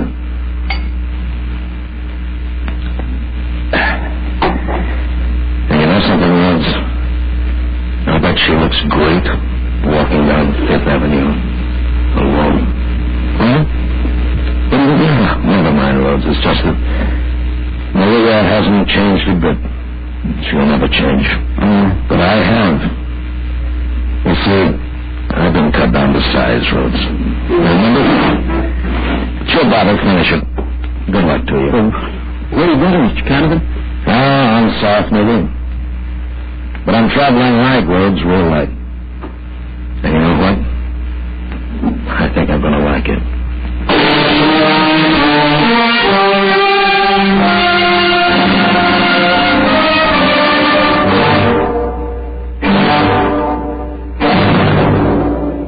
Under the direction of Norman MacDonald, Escape has brought you Gringo by E. Jack Newman, starring William Conrad. Featured in the cast were Edgar Berrier as Chavez, Lillian Bayef as Maria, and Polly Bear as Rhodes. Editorial supervision is by John Meston, and the special music for Escape is composed and conducted by Leith Stevens. Next week...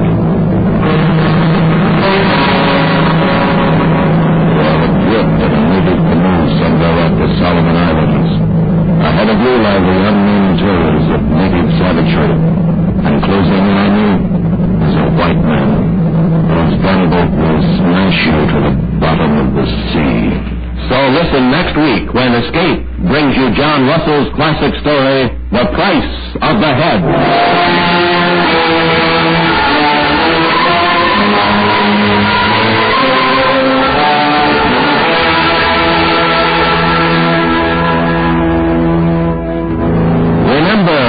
During the year, the United Red Feather Campaigns of America appeal to the public for support. Red Feather dollars fight illness, fight delinquency, fight unhappiness, fight human need. So this year, be as generous as you can. Roy Rome speaking.